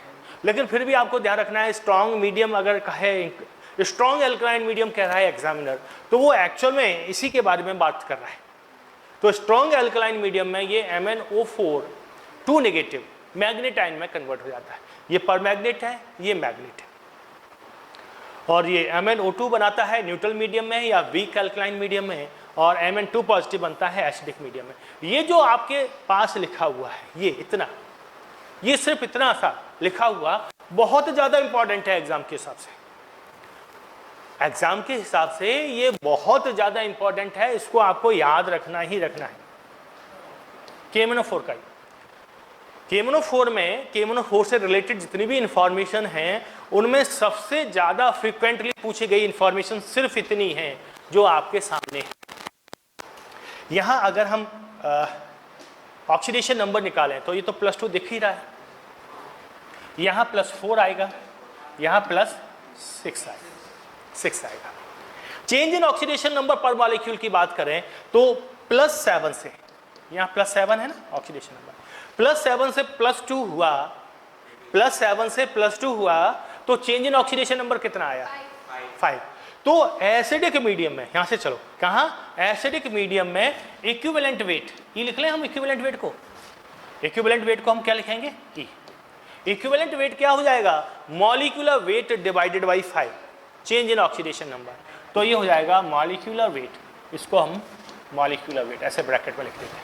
Molecular weight divided by change in oxidation number कितना हुआ, +7 से +2 हो गया, 5 का चेंज आया, तो डिवाइडेड बाई 5 आ गया। मैं रुक गया, हाँ बता, उससे कोई नहीं, चाहे पॉजिटिव हो चाहे नेगेटिव हो, या नंबर बढ़ रहे हो या घट रहे हो, ध्यान देना स्पष्ट तौर पे लिखा हुआ है चेंज इन ऑक्सीडेशन नंबर, चाहे वो ऑक्सीडेशन नंबर कम हो रहा है, क्योंकि किसी में कम होंगे किसी में ज़्यादा होंगे। अगर ऑक्सीडेशन हुआ तो बढ़ जाएगा, रिडक्शन हुआ तो कम हो जाएगा। ऑक्सीडाइजिंग एजेंट में क्या हो जाएगा, ऑक्सीडाइजिंग एजेंट में कम हो गया, और रिड्यूसिंग एजेंट में क्या होगा, बढ़ जाएगा। तो हाँ, हमको ये ध्यान देना है, ये सीखना है कि इक्विवेलेंट वेट होता है मॉलिक्यूलर वेट डिवाइडेड बाई 5, और ज़्यादातर केस में ऐसे ही लिख के आता है, वैल्यू नहीं लिखी होती। इसके बाद अगर न्यूट्रल मीडियम में है तो बताओ बेटा कितना चेंज हुआ, +7 से +4 हो गया, 3 का चेंज आया, तो इक्विवेलेंट वेट क्या हो जाएगा बताओ, molecular weight divided by 3, molecular weight divided by 3। और यहाँ अगर चेंज देखेंगे तो क्या हो जाएगा, तो मॉलिक्यूलर वेट के बराबर हो जाएगा, माने equivalent weight equal molecular weight divided by y। तो एक बार आईआईटी में जो सवाल है वो इस तरह से आया था कि अल्कलाइन मीडियम में इसका इक्विवेलेंट वेट क्या होगा, तो इसका फाइनल जो आंसर सीट आई तो दोनों को सही मान लिया गया, लेकिन ये एक बार ऐसा हुआ है, हर बार नहीं होगा।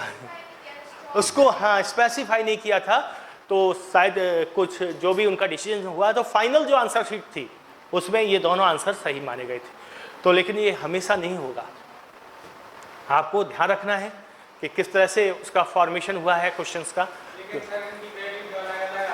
वैल्यू अलग अलग आएगी ना, मॉलिक्यूलर वेट तो सेम होगा, ये मॉलिक्यूलर वेट डिवाइडेड बाई 5 है, तो इक्विवेलेंट वेट अलग अलग आएगा, एसिडिक मीडियम में अलग होगा, अल्कलाइन मीडियम में अलग होगा, स्ट्रॉन्ग एल्कलाइन में अलग होगा, और न्यूट्रल और वीक एल्कलाइन में अलग होगा। ठीक है, तो ये आपको याद रखनी है। ये रिएक्शन मैं फिर से रिपीट कर रहा हूँ, पोटेशियम परमैंगनेट से रिलेटेड सारी इंफॉर्मेशन में से जो सबसे इंपॉर्टेंट इंफॉर्मेशन है वो ये आपके सामने लिखा हुआ है। एक और रिएक्शन दे रहा हूँ, ये है, नोट कर लिया ना सही बच्चों ने, ठीक है। एक क्वेश्चन लिखो, give the equivalent weight of potassium dichromate, give the equivalent weight of potassium dichromate in following reaction. A molecular weight of potassium dichromate is capital M. मैं फिर से रिपीट कर रहा हूँ, give the equivalent weight of potassium dichromate in the following reaction. In following reaction, the molecular weight of potassium dichromate is capital M. हमको value से कोई लेना देना नहीं, कैपिटल M मॉलिक्यूलर वेट कितना है, कैपिटल एम है। अब देखें रिएक्शन में लिख रहा हूं K2Cr2O7 प्लस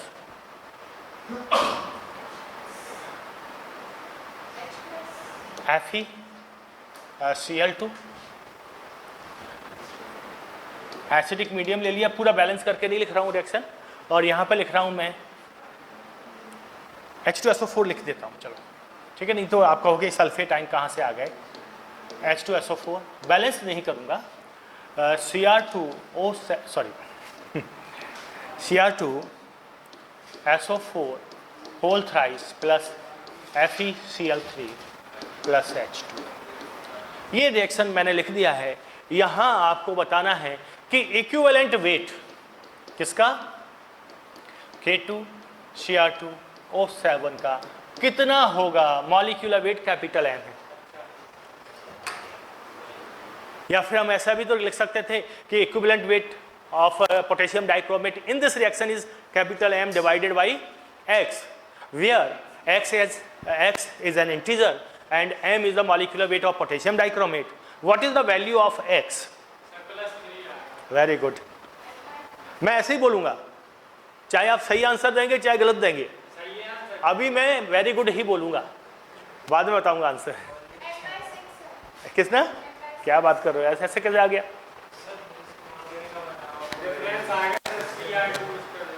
मेरी बात पे मत जाना, मैं कंफ्यूज कर रहा हूं।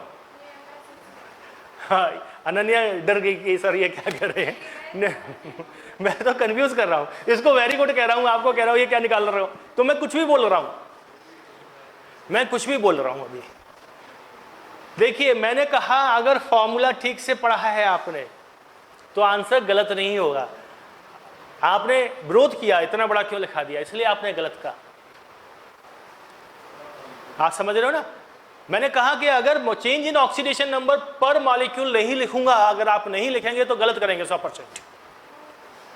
तो यहां क्या समस्या हुई कि ये +6 है और वो +3 है, ये क्या है, ये +3 आ गया, लेकिन पर मॉलिक्यूल कहा, इस मॉलिक्यूल में 2 क्रोमियम हैं, एक में 3 का चेंज हो रहा है, दोनों में 6 का चेंज हो रहा है, तो M/6 आएगा। ठीक है, मैं वेट करता हूं बेटा सही आंसर का, मैंने 1-2 बार कहा है तो, और कि मैं जब क्वेश्चन का आंसर ले रहा हूँ तो बच्चे एक दूसरे से प्रभावित होते हैं, नकल करते हैं, तो मैं क्या कहूँगा, कुछ भी कह सकता हूँ, सही को भी वेरी गुड कह सकता हूँ। कभी बच्चे क्या है, मैंने वेरी गुड कहा, बच्चों ने आंसर चेंज कर दिया तो मैं कई बार सही में भी वेरी गुड कह सकता हूँ, वो मेरे ऊपर है। आंसर लास्ट जो होगा उस समय अपन देखेंगे, डिस्कस करेंगे। तो एक क्लियर हो गया M/6, क्यों, क्योंकि देखो 3 का चेंज तो एक एटम में आ रहा है और फॉर्मूला क्या है, change in oxidation number per molecule. Barkha clear हुआ कि नहीं हुआ, बरखा की चेहरे पर टेंशन देख के मैं समझ गया। ये बताओ +6, एक तो कल के क्लास में नहीं थे, ये भी एक बड़ी दिक्कत है, तबीयत खराब हो रही है बच्चों की बहुत ज़्यादा आजकल। तो हाँ क्या कह रहा है बेटा, हाँ कोई बात नहीं, क्या बोल रहा है आप बता दो पहले, मैं एक साथ समझा दूंगा। हाँ जिसका चेंज हो रहा है, इसमें क्रोमियम का ही तो चेंज हो रहा है, बाकी किसी का नहीं हो रहा है। पोटेशियम का देखो इसमें लिखा नहीं प्लस K2SO4, मैंने कहा ना पूरा बैलेंस थोड़ी है ये, तो ये पोटेशियम का भी चेंज नहीं हो रहा, केवल किसका चेंज हो रहा है इसमें, क्रोमियम का।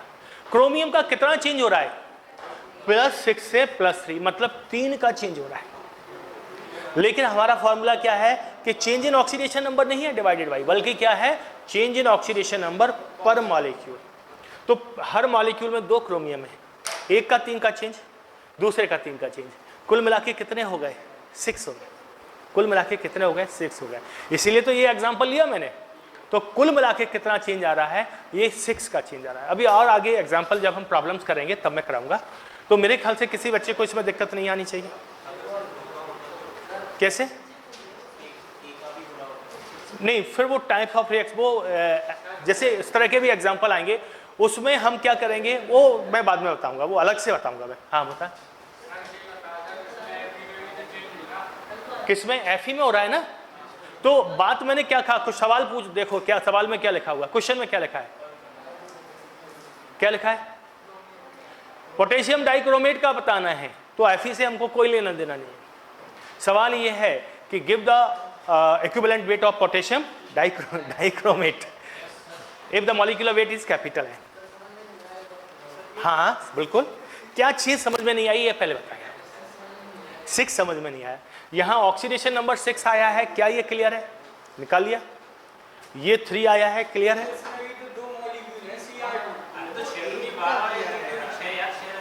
कैसे निकालना चाहते हो चेंज, ये बताओ। हम तो पूरे मॉलिक्यूल में चेंज लेंगे। +6 एक क्रोमियम का है, हमने 2x मान के चला है ना, तो ऐसे ही तो बता रहा हूं, क्रोमियम का है मतलब एक क्रोमियम का है, 2 क्रोमियम है। एक क्रोमियम एटम का ऑक्सीडेशन नंबर कितना आया है? +6 आया है। देखो हमने ऐसे ही तो निकाला होगा, पोटेशियम का लिया है हमने +2, क्रोमियम का x माना तो 2 क्रोमियम का 2x माना, तो x तो एक ही क्रोमियम का है ना। अगर आपने ये +6 निकाला है तो आपने दोनों क्रोमियम का निकाला है कि एक का निकाला है, ये बताओ। तो फिर एक का ही तो बात करेंगे, तो इसमें बताने वाली क्या बात है? अगर आपने +6 निकाल लिया है तो आपने एक ही क्रोमियम एटम का तो निकाला है, लेकिन कोई बात नहीं है, आप कह रहे हो तो बताना चाहिए था, तो मैं आप बता रहा हूं। तो क्रोमियम का यहाँ क्या है? x है, दोनों क्रोमियम का 2x हो गया, तो +2x। तो अभी ध्यान रखोगे कि हमने एक क्रोमियम का x माना था और -14 = 0, तो x इक्वल आ गया +6। तो +6 एक क्रोमियम एटम का आया, यहां पर भी एक क्रोमियम एटम का कितने का आया? 3 का। तो एक क्रोमियम एटम का चेंज बताओ, +6 से घट के +3 आ गया, 3 का चेंज आया। इस मॉलिक्यूल में कितने क्रोमियम है? 2 क्रोमियम है, तो एक क्रोमियम एटम में 6। मैंने ऐसे बताया तो था आपको कि एक क्रोमियम एटम में एक 3 का चेंज है, दूसरे क्रोमियम एटम में 3 का चेंज है, दोनों को मिला दो तो 6 का चेंज होगा। हाँ ठीक है ना, तो ये क्लियर हो गया सभी बच्चों को, कोई दिक्कत वाली बात तो नहीं है? ठीक है, तो ये हो गया हमारा इक्विवेलेंट वेट कैलकुलेट करना इन रेडॉक्स रिएक्शन। कॉम्प्लिकेटेड जितने भी एग्जाम्पल हैं वो आगे हम प्रैक्टिस में लेंगे। अभी हमारा बच्चा रह गया थोड़ा सा type of redox reaction, 5 minute का ज़्यादा से ज़्यादा, तो कंप्लीट करने के बाद नहीं अभी लूँगा। Types of redox reaction, balancing अभी नहीं, बैलेंसिंग तो अगली क्लास में हो। हाँ मुझे मालूम है 45 हो गए, 5 मिनट ही तो चाहिए मेरे को, केवल 5 मिनट, केवल 5 मिनट। 5 मिनट में मैं बता देता हूं आपको टाइप्स ऑफ रेडॉक्स रिएक्शन। देखो एक चीज रह जाएगी, हटा दूं मैं, जल्दी से नोट किया करो, लिखते हो नहीं इसलिए टाइम लग जाता है। Now types of redox reaction. अरे ब्रेक में नहीं, अभी खत्म करूंगा। टाइप्स ऑफ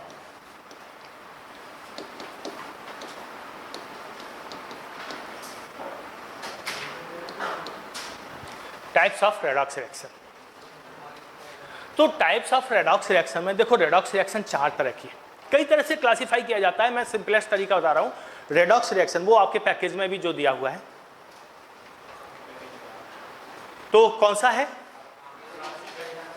सबसे पहले देखो किस पेज पर दिया हुआ है, आ जाओ वहां पर। हाँ पेज नंबर कौन सा है? 10 पर पहुंचो।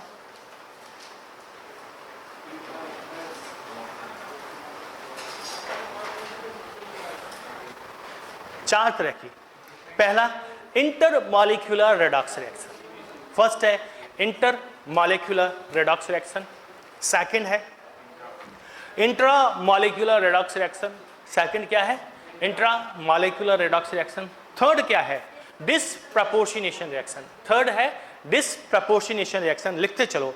और फोर्थ है कम प्रपोर्शनेशन रिएक्शन। फोर्थ क्या है? कम प्रपोर्शनेशन रिएक्शन। अगेन फर्स्ट है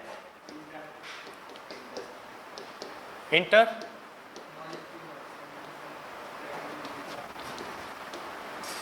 रेडॉक्स रिएक्शन, सेकंड है intra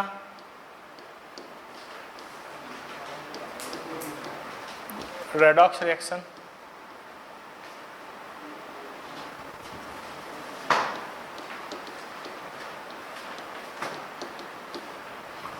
intramolecular redox reaction.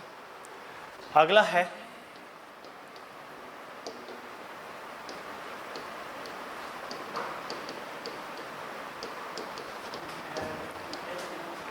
Redox और अगला है कम प्रपोर्शनेशन।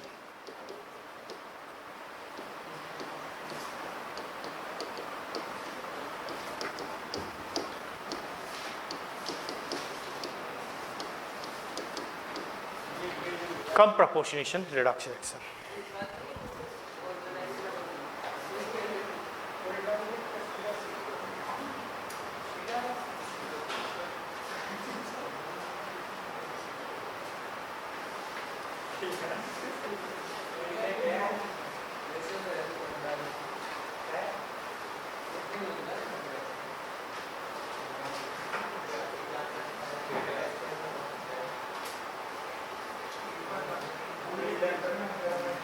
हो गया।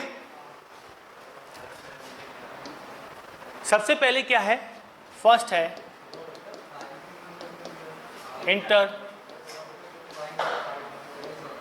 रेडॉक्स रिएक्शन, ऐसा शॉर्ट में लिख दिया इंटर मॉलिक्यूलर रेडॉक्स रिएक्शन। नाम से ही क्लियर है, इंटर मॉलिक्यूलर, दो मॉलिक्यूल के बीच में रेडॉक्स रिएक्शन हो रही है।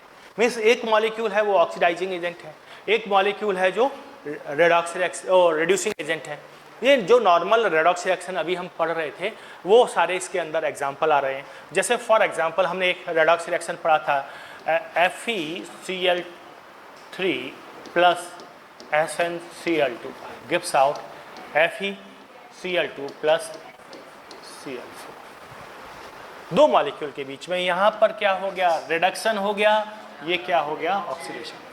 तो एक मॉलिक्यूल ऑक्सीडाइज हो रहा है, एक रिड्यूस हो रहा है। हमने लिया था KMnO4 या ऐसा करें MnO4 negative ion plus C2O4 2 negative ion gives out Mn2 positive plus CO2 plus H2 in acidic medium.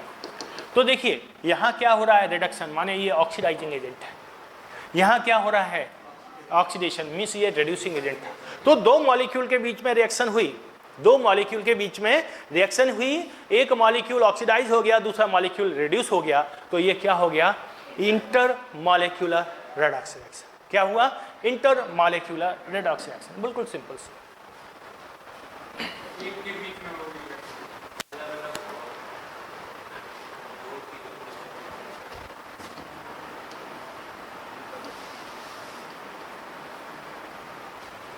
साथ साथ में लिखने की कोशिश करो। तो intermolecular redox reaction, this reaction occur between two molecules. One molecule get oxidized and other is get reduced.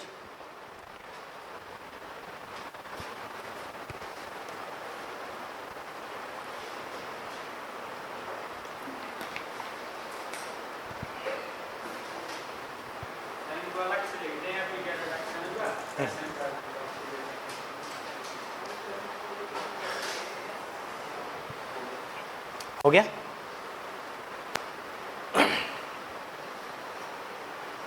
अब इसके बाद है इंट्रामॉलिक्यूलर रेडॉक्स रिएक्शन। क्या है,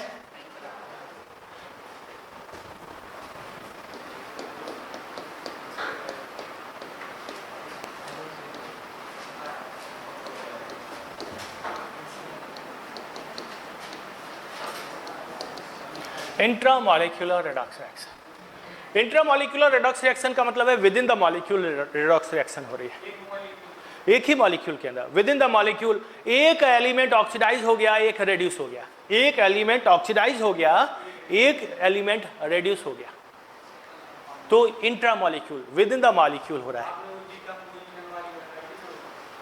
है। डिकम्पोजिशन वाली कौन सी बताई थी, भूल गया मैं, हाँ KClO3 वाली, वेरी गुड, वो इंट्रामॉलिक्यूलर का है, वही एग्जांपल ले लेते हैं, ठीक है ना।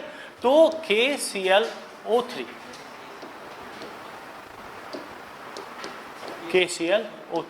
ये डिकम्पोज हुआ, KCl बनाया प्लस O2, KCl बनाया प्लस O2 हो गया, ठीक है, डिकम्पोज होके। यहाँ ऑक्सीडेशन नंबर +5 है, यहाँ -1 है, ये -2 है, ये 0 है। तो अलग अलग एलिमेंट, एक एलिमेंट रेड्यूस हो गया, एक एलिमेंट ऑक्सीडाइज हो गया, तो एक ही मॉलिक्यूल के दो अलग अलग एलिमेंट, एक ही मॉलिक्यूल के दो अलग अलग एलिमेंट किस तरह से रिएक्शन कर रहे हैं, किस तरह से रिएक्शन कर रहे हैं। एक एलिमेंट रेड्यूस हो रहा है, एक एलिमेंट ऑक्सीडाइज हो रहा है, तो उसे हम कहेंगे इंट्रामॉलिक्यूलर रेडॉक्स रिएक्शन। और डिस्प्रपोर्शनेशन का फिर डिफरेंस कहाँ आ गया, थर्ड है, हाँ एक ही एलिमेंट, वेरी नाइस बच्चों, डिस्प्रपोर्शनेशन।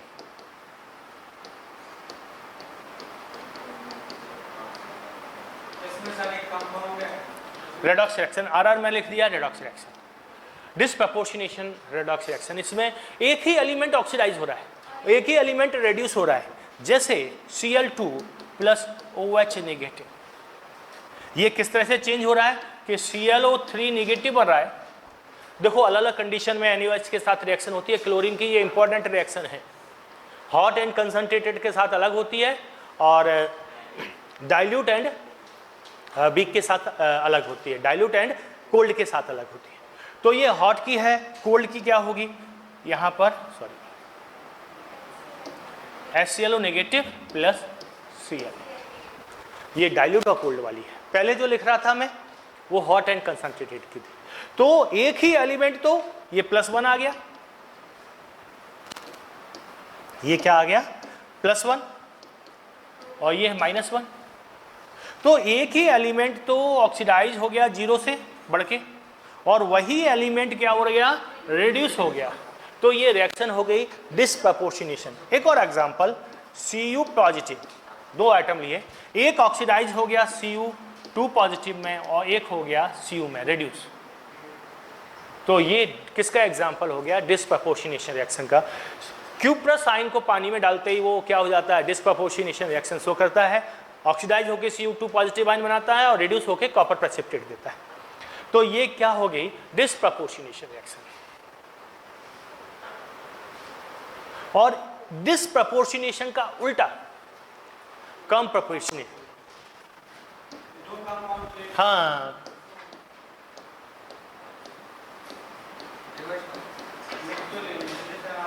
कोई बात नहीं, मैं लिख रहा हूं, उसके बाद मैं वापस आ जाऊंगा, आप नोट कर लें। लेकिन नोट करने की मैंने कहा स्पीड थोड़ा सा जल्दी रखें, कोई बात नहीं, ये भी कहना सही है कि पहले समझते हैं उसके बाद लिखते हैं।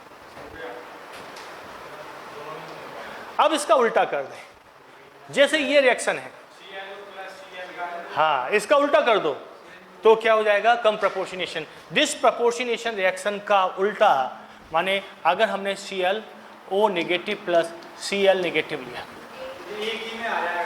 है ना, तो ये क्या हो जाएगा, तो ये बन जाएगा Cl2। उल्टा कर दिया, वो HClO करते तो वो कर दूं मैं, HClO अपने ले लिया, तो ये प्लस आ जाएगा, हाइड्रोजन चाहिए था ना वहां पर। तो ये किसका एग्जाम्पल हो गया, कम प्रोपोर्शनेशन। अंतर क्या है, डिस्प्रपोर्शनेशन का उल्टा। तो ये टाइप्स ऑफ रेडॉक्स रिएक्शन हो गए। तो आज हमने काफ़ी सारी चीज़ें पढ़ ली, लगातार पढ़ ली, आप लोगों का बहुत सहयोग रहा कि जल्दी जल्दी से आपने आंसर दिया और डिस्टर्ब कम किया।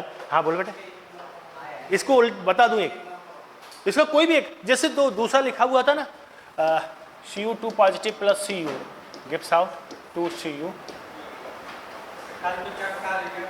तो अगर कहीं डिस्प्रपोर्ट जो भी है, जैसे चाहे वो हाइपोथेटिकल है या कुछ भी है, लेकिन अगर हम उसका उल्टा कर दें तो वो क्या हो जाएगा, कम प्रोपोर्शनेशन।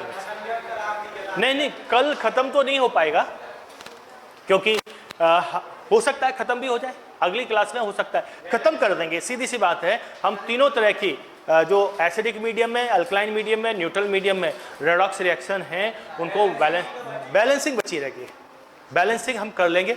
और हमारा टारगेट 3 क्लास में ही खत्म करने का था, वो हम अचीव करके ही रहेंगे। उसके बाद हाँ दिवाली की छुट्टियां होंगी, आपका टेस्ट है पहले, दिवाली धमाका टेस्ट और उसमें शायद आपके लिए कुछ गिफ्ट भी रखी जाएगी। ऐसा कुछ नहीं है, गिफ्ट रखने से हमको कोई फायदा नहीं है, क्योंकि टॉपर को गिफ्ट मिलेगी, अनन्या लेके जाएगी। क्या है, टॉप 3 के लिए, टॉप 10 के लिए, सभी बच्चों के लिए दिवाली गिफ्ट। ठीक है, चलिए तो फिर क्लास कंप्लीट करते हैं। ठीक है, अभी बस कैमरा बंद कर दूं, उसके बाद अपन लोग डिस्कस करेंगे।